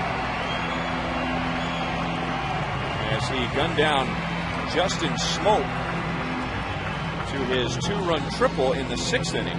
Also made a great catch against Josh Hamilton in the 1st and scored on the squeeze in the 6th. Keep voting at 432-432, keyword Royals, a space, A, B, C, or D. Today, Willie has popped to second and grounded out to third.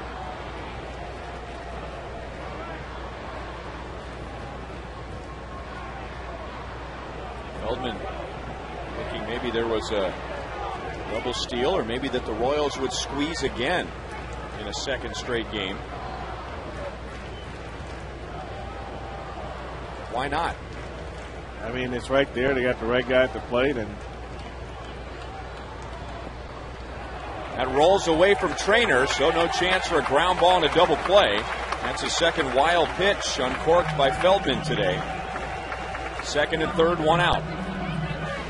You would think they'd double steal with Jose Guillen at third base, so it's either going to be a straight steal or a squeeze in that situation. And with a sinker ball pitcher, even though Feldman's sinker isn't getting the ground balls this year like it did last year, the concern would be a ground ball and a double play, but no longer after the wild pitch, and now the Rangers will bring the infield in.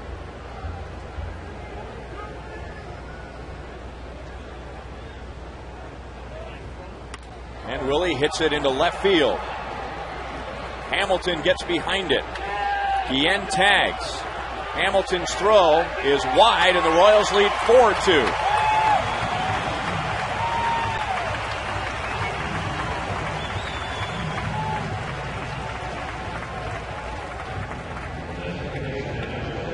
If you watch Josh Hamilton, he does everything a left outfielder is supposed to do. He really got behind this ball and got off a good throw, just a little bit up the first baseline. And Jose did a good job of tagging and coming down the line. So all you outfielders, if you watch Josh Hamilton on that fly ball in a tag-up situation, he did everything perfect.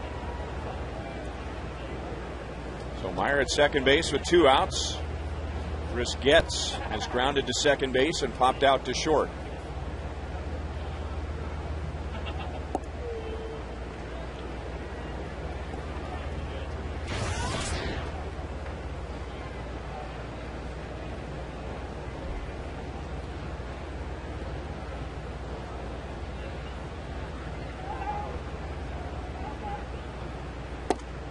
Two balls, no strikes.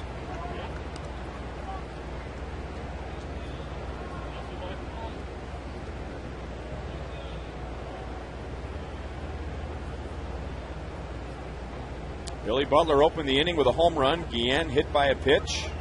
Meyer singled. And Bloomquist with a sac fly. It's a 2-run 6th inning so far. And Smoke gets a nice big hop. Feldman to the bag, and that's the inning. Billy Butler with another multi-hit game. This is his 5th home run of the season, leading off the 6th.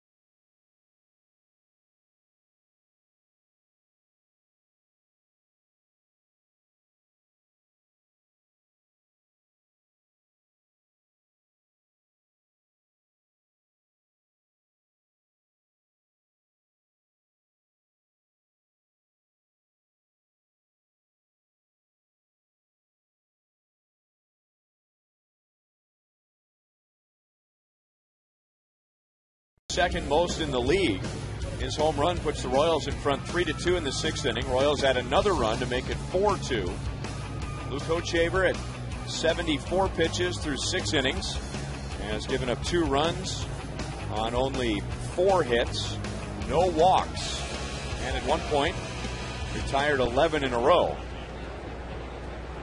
Hamilton, Cruz, and Smoke coming up. Hamilton misses the curve and then throws his bat up against the screen.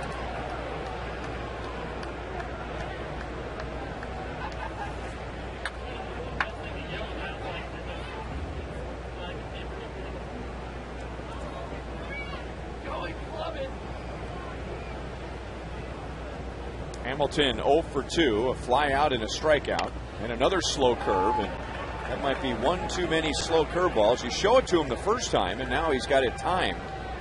And Hamilton with a leadoff single.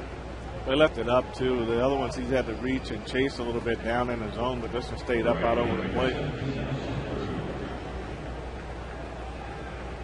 Well, we have a moment. We want to say get well and hurry back to Richard the Rocket Harlan, who is our technical director. And what that means is he sits behind that big board. And when director Steve Kurtenbach calls out the camera shots, the different camera numbers, Rocket is the one who is in charge of actually hitting the buttons so that we go from camera to camera, and he brings in the replays and the graphics. So a very important job. And was in the hospital for a day on his way home. So get well, Rocket. It's going to be all right.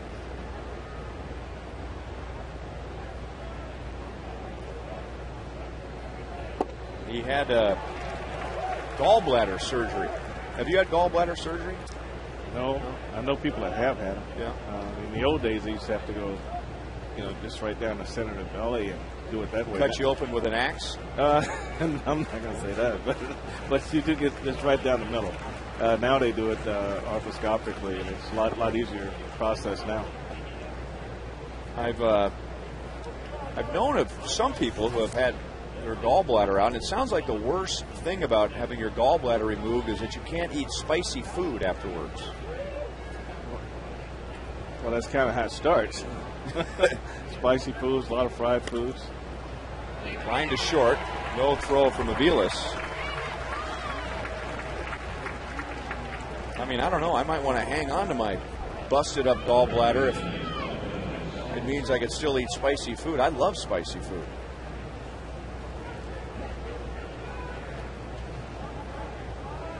Still no sign of the grounds crew. And let's see, that would be to the south-southwest. So the weather for a while was headed in our direction. But then started to go east on 435. And Mother Nature is no different than the rest of us. And that storm slowed down at the Grandview Triangle. And now has been rerouted to the east. So apparently it's going to stay to the south. We were also very fortunate yesterday. Some strong thunderstorms were to the south-southeast. And if you've lived in Kansas City for a while, or at least in this part of the country, when it is hot and humid, and then all of a sudden you feel a little bit of a cool breeze out of nowhere, somewhere there's some electricity coming out of the sky.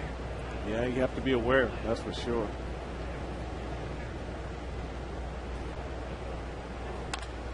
Smoke pulls it to Billy, who goes to the inside, out at second base. No double play, but the Royals get the lead runner.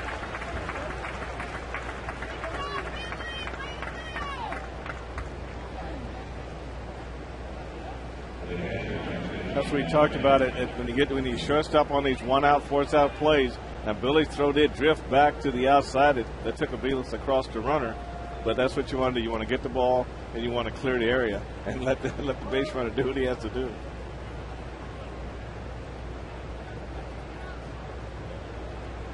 So Luke Hochaver, who is still fewer than 90 pitches today, about to give the Royals 7 innings. That was pitch number 84.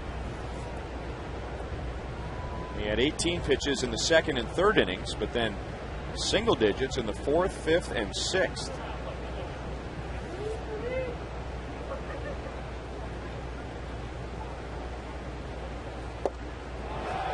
The question still comes up from time to time, who is Luke Hochaver? And we remember that 1 month stretch last year. He had 13 strikeouts against these Rangers, but just a month prior to that, he had the 80-pitch complete game against the Reds. And probably the answer to that question is somewhere in between, although with 3 strikeouts and almost 7 innings, seems to be leaning more towards a controlled contact pitcher than a power pitcher. There's strikeout number 4. Either way, he's given the Royals 7 very good innings, and the Royals lead by 2.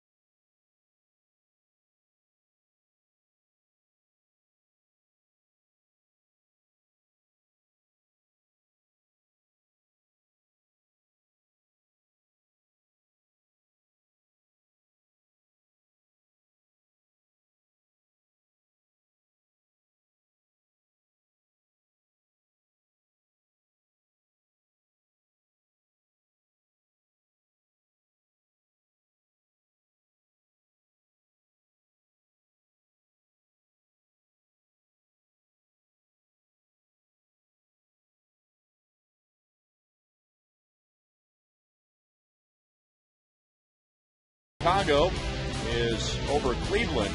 Mark Burley and Ozzie Guillen ejected in that game. Detroit at Seattle. Mariners have lost 7 of their last 10. They're 11 games below 500. Toronto will be at the Angels. Oakland 3 games back of the Rangers. Will be at Baltimore later tonight. Minnesota hosting New York. And that was a suspended game yesterday. They'll resume today. And Boston is at Tampa Bay. Boston with the biggest lead in any division, or Tampa Bay rather, with the biggest lead in any division in baseball. 5 games over New York. And now Boston has won 4 in a row, and that's where the Royals go after today's game.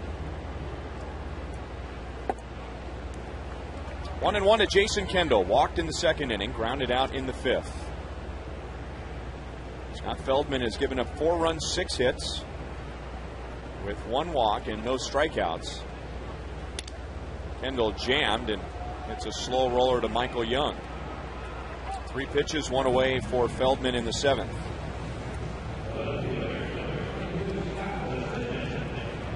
So a much different start today for Hochevar and Feldman. You go back to May the 9th. Hochevar going just 2 2/3 innings. Feldman went just 4 innings. And he threw 101 pitches in 4 innings. Here's what the Royals have done today. 6 hits against Feldman in 6 1/3 innings. Scott Podsednik has 1 of the hits, an infield single and an RBI in the 2nd inning. Scott hitting at .295, and his batting average has tumbled quite a bit. In his last 18 games, which includes today, his average has gone down 45 points.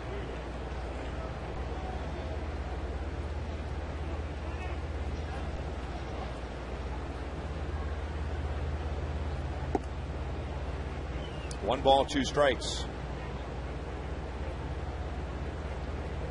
Early in the season, Scott was doing he took a lot of pitches early. He bunted a little bit more. And then you go through that period where you're just swinging the bat, hitting the ball hard, not getting any hits. And then you go through a period where you're not swinging the bat well. So when you're playing every day, you're going to go through those ups and downs. It's just how quickly how short you can keep the downs and keep yourself going back the right direction. Reaches down and lines that to right. Nelson Cruz runs it down. Good play.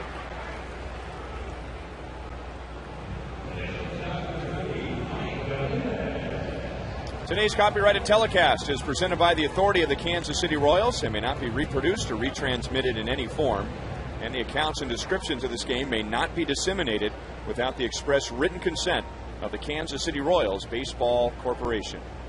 Ryan Lefevre with Frank White and Joel Goldberg with producer Kevin Shank, director Steve Kurtenbach, associate producers Al Broughton, Sam Abramson, and the producer of Royals Live is TJ McGinnis. So that's retaliation. Josh Hamilton throws his bat. We throw our bat. Now we're all even. And it's 0-1 to Aviles.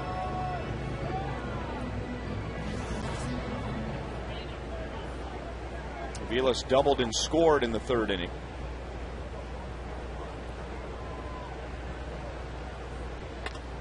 And lines it through the right side. So a 2-hit game for Mike.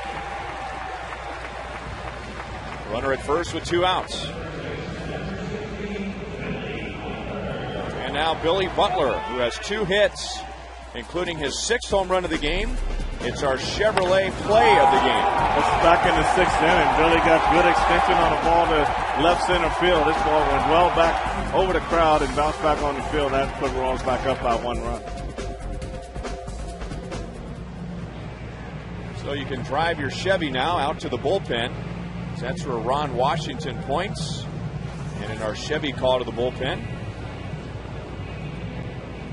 Darren O'Day coming on to face Butler.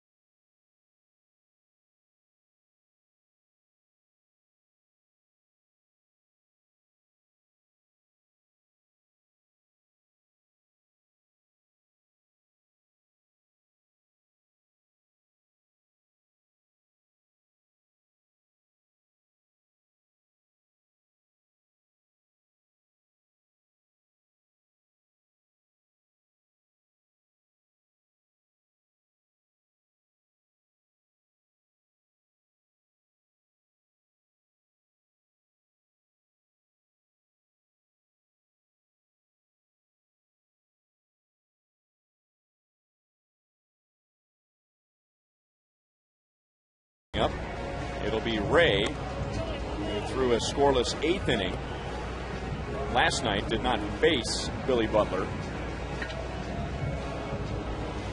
Chris Ray, the former closer for the Baltimore Orioles, and the Orioles just gave him the job with no major league saves in 2006, and he responded with 33. Had a very good year. 16 the next year, but then he blew out his elbow and had Tommy John surgery, so he's on his way back.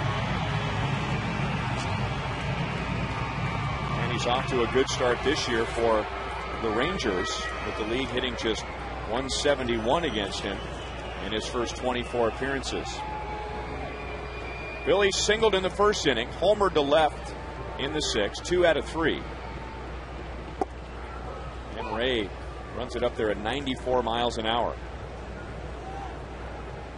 I mean, Billy showed last night that the speed of the fastball doesn't really bother him. Feliz was hitting 100 miles an hour last night, and he squared one up and almost hit it against the wall in right field. So he's just more about location.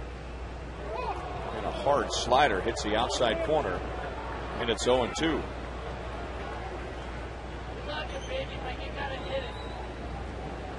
So that pitch right there is unhittable. 2 pitches back to back in the same spot. All Billy can hope to do is, if he's out there again, is just do enough to foul it off and hope he makes a mistake on the next pitch. Well, that right now, or that sequence of pitches, echoes what you said before, that when guys are hit hard, it's because they miss their spots. If you hit your spots, I mean, you put it, as Ray did, you can put it in an unhittable spot. And now he comes up and in, 1 ball, 2 strikes. And that's a good pitch. I mean, you go away on the block of the plate, two consecutive pitches for strikes. You don't want to go right back out there again because you've already took the hitter out there. You want to come back inside and get him thinking differently. Now, you can either back this pitch up inside or you can go back down and away again. Up and in, although I'm not sure that's where Trainer wanted that pitch. It's 2-2. Yeah, he wanted it back to the outside, and Ray wasn't able to get it there. You see, he moved up to the outside part. This where you can even throw the ball or 2 off the plate, but that's when you need to get your 4-seamer. You want that ball to go straight. You don't want to have that running fastball that runs back into the plate. Aviles takes off, and Butler fouls it away. With 2 hits today, Billy Butler now has 64, and that ties him for the league lead with Ichiro Suzuki. And right behind them, Vladimir Guerrero, and then the rookie, Austin Jackson.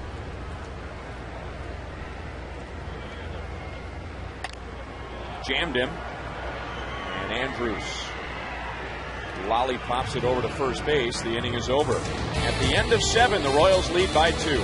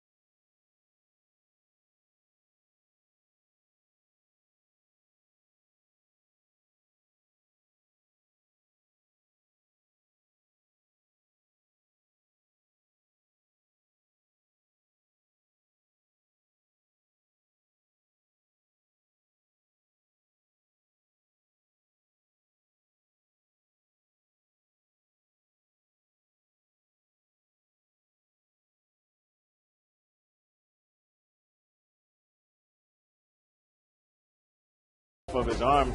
He really sees the ball. He really sets himself. And when he let it go, he had a lot of juice on this ball.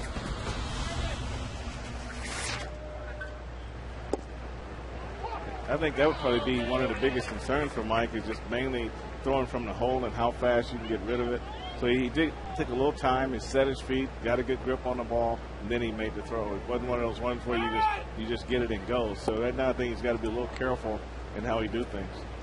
You know, the interesting thing about that is you have Tommy John surgery, which is a major operation, even though it's common today. I mean, you're taking a ligament from another part of the body and transplanting it in the elbow. 1 ball, 2 strikes on Bourbon. But remember, when Mike was hurt last year, it was affecting his hitting more so than it was his defense.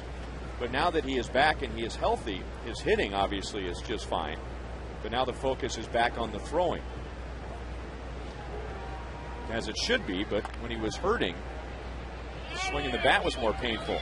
Hochevar might have been a little late getting off the mound, but he beats Bourbon to the bag, or did he? So the 2 former college teammates, Hochevar and Bourbon today is 0 for 3. I think the only thing you have to worry about there, Ryan, when a pitcher's late getting off the mound and he's trying to get over there, he doesn't really get his footwork together like he wants to, and you almost get stepped on. That's what you got to be careful of in that situation.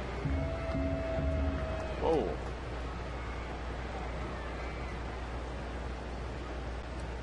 Well, it's close enough.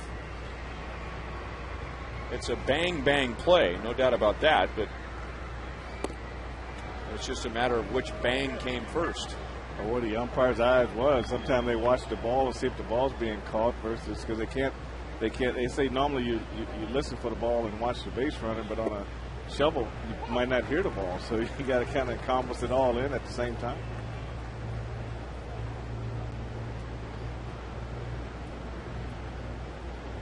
Elvis Andrus has singled and scored, 1 for 3 today.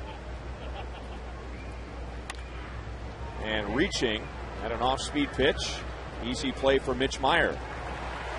So Hochevar 1 out away from going 8 innings after the complete game Thursday at Cleveland. Replay returns with an all-new season. 2 high school hockey teams from 1999 reunite 11 years later in Hockeytown. Follow the journey of Catholic Central versus Trenton. ReplayTheSeries.com.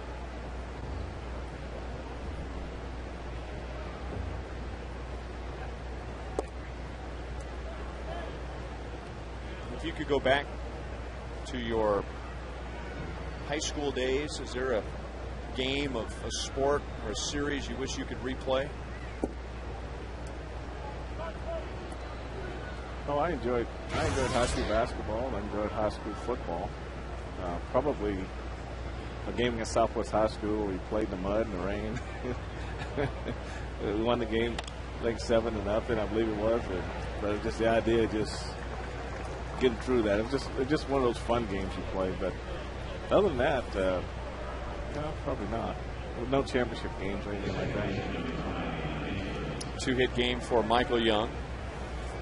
So even though you had a very successful major league career, you won a World Series, 8 Gold Gloves, had your number retired, there isn't a high school game that you just think, man, if we could play that game again, I woulda, fill in the blank, we woulda, fill in the blank.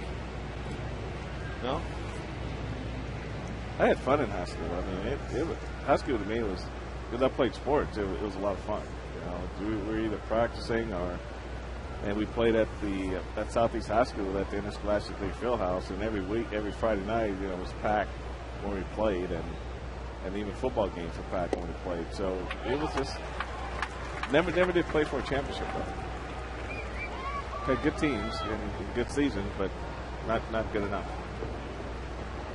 97 pitches for Hochevar, 77% fastballs. Now with Hochevar, that could be cut fastball, a sinking fastball, or a four-seam fastball. I think about high school, there was one play I was running a kickoff back. I was like the up guy, I wasn't the back guy, and it was a short kick. I got it, ran around to the right side of the field and broke through. Nice play by Cayaspo. and the force at second base. Hang on, Frank's going to finish that story.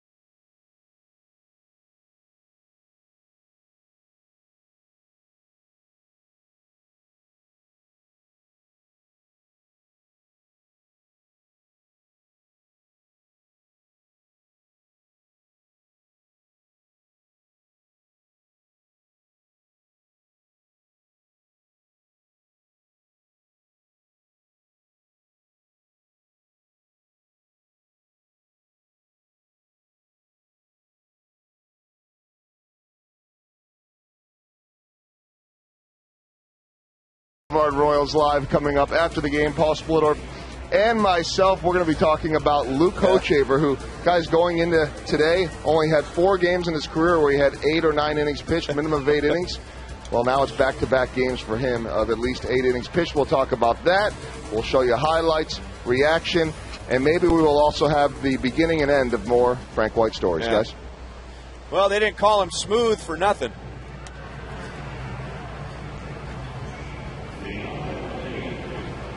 Apparently, Frank's body was not prepared for the amount of frozen custard he put into it today. Pretty rich. Yeah. I got this little sugar high working. A little giddy. Man. No, I did do that right, I think.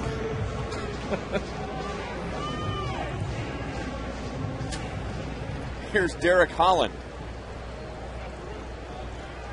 And this will be Holland's first appearance out of the bullpen. He has made 3 starts. Jose Guillen, Alberto Callaspo, and Mitch Meyer coming up here in the bottom of the 8th inning with Joaquim Soria warming up out in the right field bullpen. Soria is going to take at least a 2-run lead in the top of the 9th, and he'll be going for his 100th career save. And the Royals hoping to split this series with Texas and finish the homestand at 2-3. Guillen has been hit by a pitch twice, and he began the game without that bulky elbow pad on his left arm. But after being hit in the first inning, had the pad on in the 3rd, hit a sac fly, and then hit by a pitch on the pad in the 6th, and eventually came around to score. 1 ball and 2 strikes.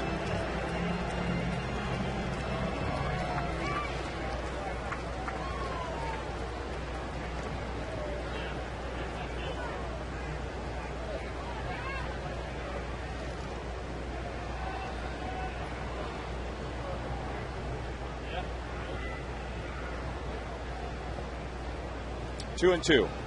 Derek Holland, the result of some pretty good scouting. He was a 25th round pick in 2006 out of Wallace State Community College in Alabama. He was what they call a draft and follow. Good start to the 8th inning, striking out Guillen. And what a draft and follow means is that a team will draft a player that they think has a chance at being a pretty good player, maybe given another year. And so they'll draft him in a low round, And if they can't sign him, they have rights to that player until the following year. At least that's what the old rules were like. And then if that player gets off to a good start in the following year, well, you still have the rights to him. You don't have to draft him again. And so I'm sure as a draft and follow, he got better than 25th round money. But every now and then you hear of that term, draft and follow, and Derek Holland was one of those.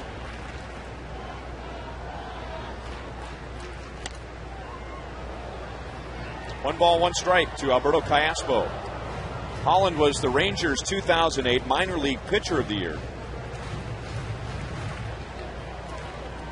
Started this year in the minor leagues, and then when Matt Harrison, another young lefty, went on the disabled list, Holland was called up. One ball, two strikes. Callaspo 0 for 7 in the series. He does have an RBI.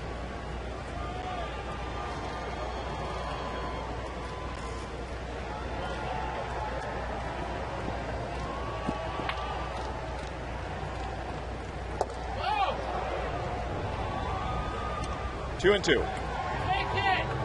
Rangers scored at the top of the second. Royals tied it in the bottom of the second. Went ahead in the third. 2-1. Rangers tied it in the sixth. And then the Royals with two in the bottom of the sixth. Billy Butler with a home run.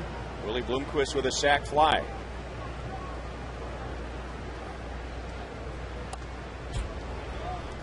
So not as much scoring as last night's game, but very similar, and teams going back and forth. And one team is trying to pull away from the other and unable to do it.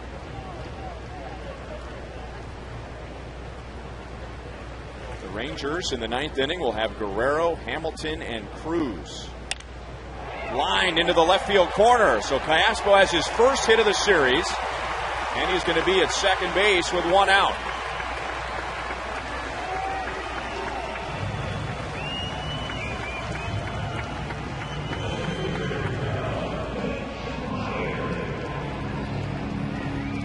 Picks on a fastball here, Ryan. That's middle end up a little bit. Got his hands through and drove the ball down in the left field corner. That fast, he opens his hips and his hands come through right on the same plane as the ball. Nice level swing.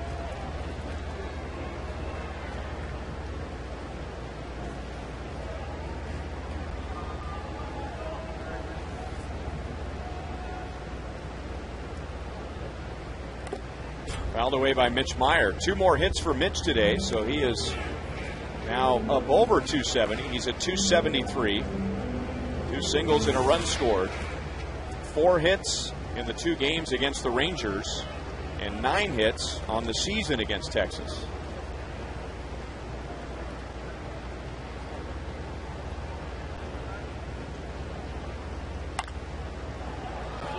In the air to shallow right center. Kinsler is out, and Cruz coming up calls him off.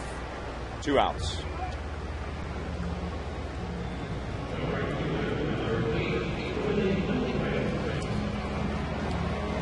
Sunday, NASCAR on Fox moves to Charlotte. It's coverage of the Coca-Cola 600 from Charlotte Motor Speedway beginning Sunday at 4 p.m. in HD on Fox. Frank? You waiting on something? Well, this is about the time when we get our NASCAR points update. Oh, Kevin Harvick. He's on top. By how many points? I don't know how many points, but a lot. Carl Edwards. He's from Columbia. He's in there. He's 10th. And Clem Boria. Boria is 15th from Emporia. Yes. Right? See, I've learned all these things you got to know from those 2 guys for sure. Yeah. Know those 2 guys, yeah. Ned told me before the game that it's a huge race in NASCAR. Really? Yeah. One of their biggest. Ned is a huge NASCAR fan. By the way, we got an email last homestand from a gal who works in public relations at the Kansas Speedway, and it says, on one of the Royals broadcasts, I heard Frank White talking a lot about NASCAR, and I'd like to extend an invitation to him to come out for one of our driving schools to take a ride in a car. And they also want to give you an invitation to come out to the track during the October race weekend. How about that? I'll do it. It says, furthermore, I know that the team's last homestand is during that weekend, so he probably won't be able to stay for the race, but he can come check out the events. How about that? You're getting personal emails from the PR office of the Kansas Speedway. 2 balls, 2 strikes. Well, I was a founding season ticket holder for the first 2 years, so maybe they remember that. Have you driven one of those cars around? Never have, but I've heard people talk about it. I'm looking forward to it. I'll bet you could get Ned Yost to go with you. Oh, definitely. He'll miss the game for it. I heard that's a great experience. Line to left field, and the Royals are going to get an insurance run. And it's Willie Bloomquist.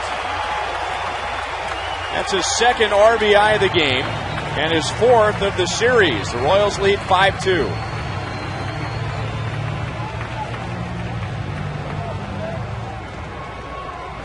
Well, with extended playing time, Willie's really making good use of it, Ryan. Breaking ball down to the inside. He went down and got his hands through. He cleared his hips very early and drove this ball down the left field corner. And Cosmo cruised home from second base. But when you get playing time, some guys have to just make good use of it, and he's doing an outstanding job of that. Mitch Meyer's doing a great job of it. Chris Getz has got an opportunity to play now. So the more guys you can get involved, the more guys that play well when you put them in there, that gives the manager a lot of confidence.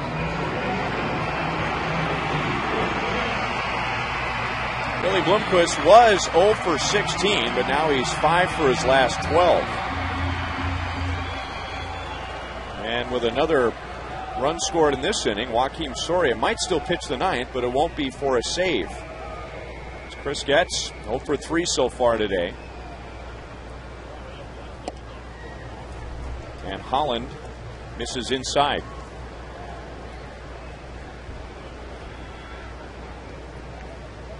Ground out to second base, a pop out to short, and a ground out to first base.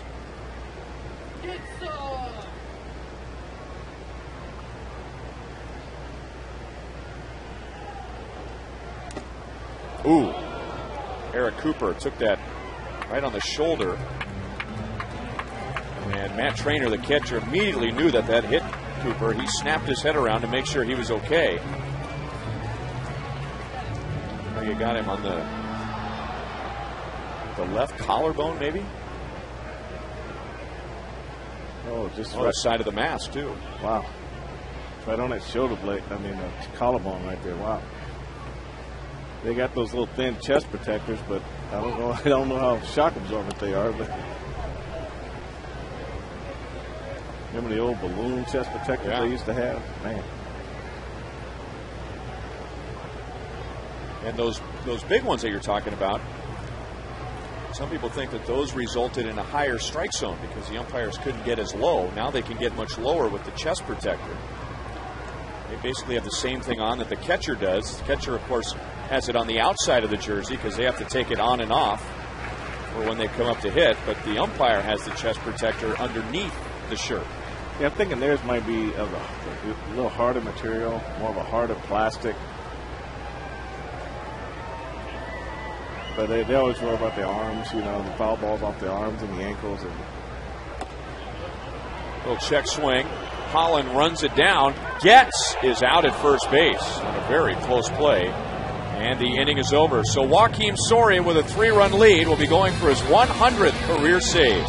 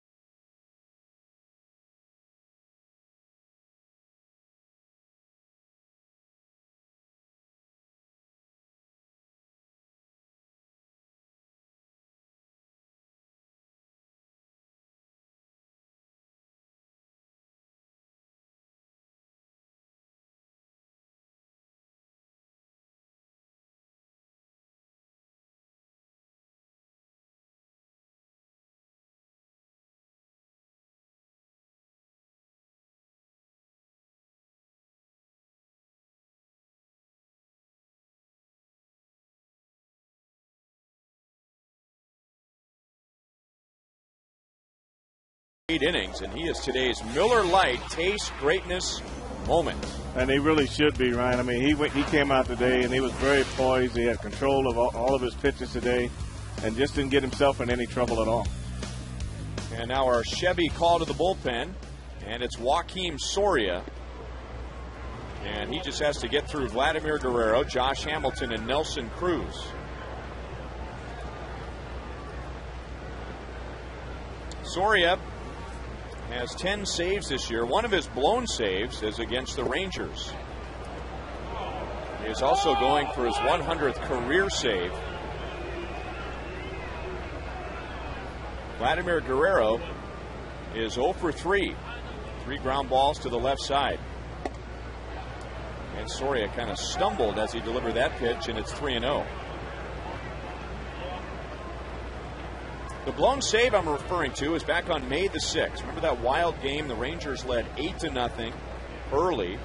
The Royals ended up tying the game at 9. And the Royals actually had, at one point, a 12-11 lead. It would have been the second biggest come-from-behind victory in Royals history. But Joakim Soria came on with 2 outs in the 8th inning and gave up back-to-back home runs to Hamilton and Guerrero. This time it's Guerrero and Hamilton in that order, followed by Nelson Cruz. Now Soria had a 1-run lead in that game. He has 3 runs to work with today. And instead of having to get 4 outs, today he only has to get 3.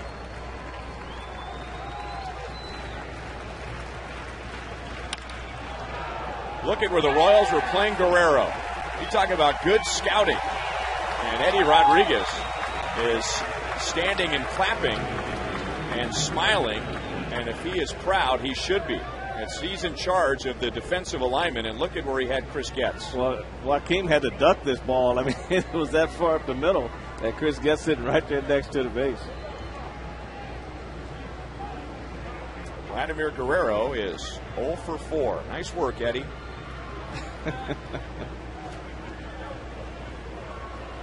Yeah, you got to appreciate that defense. Check swing, and Hamilton is going to be out number 2. Hamilton 1 for 4. So Guerrero loses an 8-game hitting streak, and now Hamilton loses a 7-game hitting streak.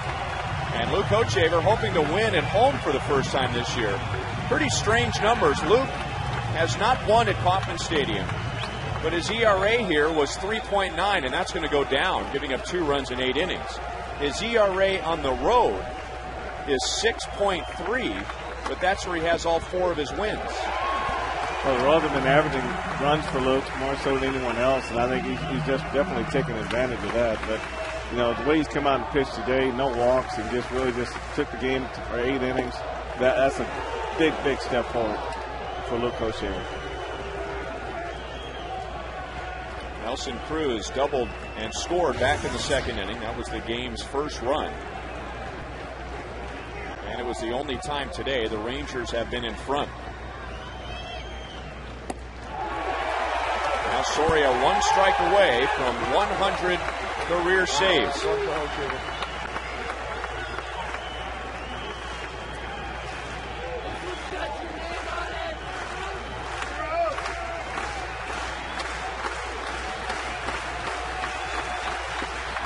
And tried to get it with the rainbow. That would have been appropriate. Getting a milestone in saves with his trademark pitch. Get him out front, get him off balance, strike 3.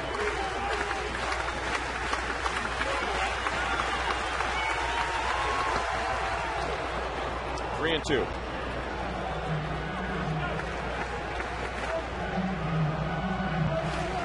So Luke about to improve to 5 and 2.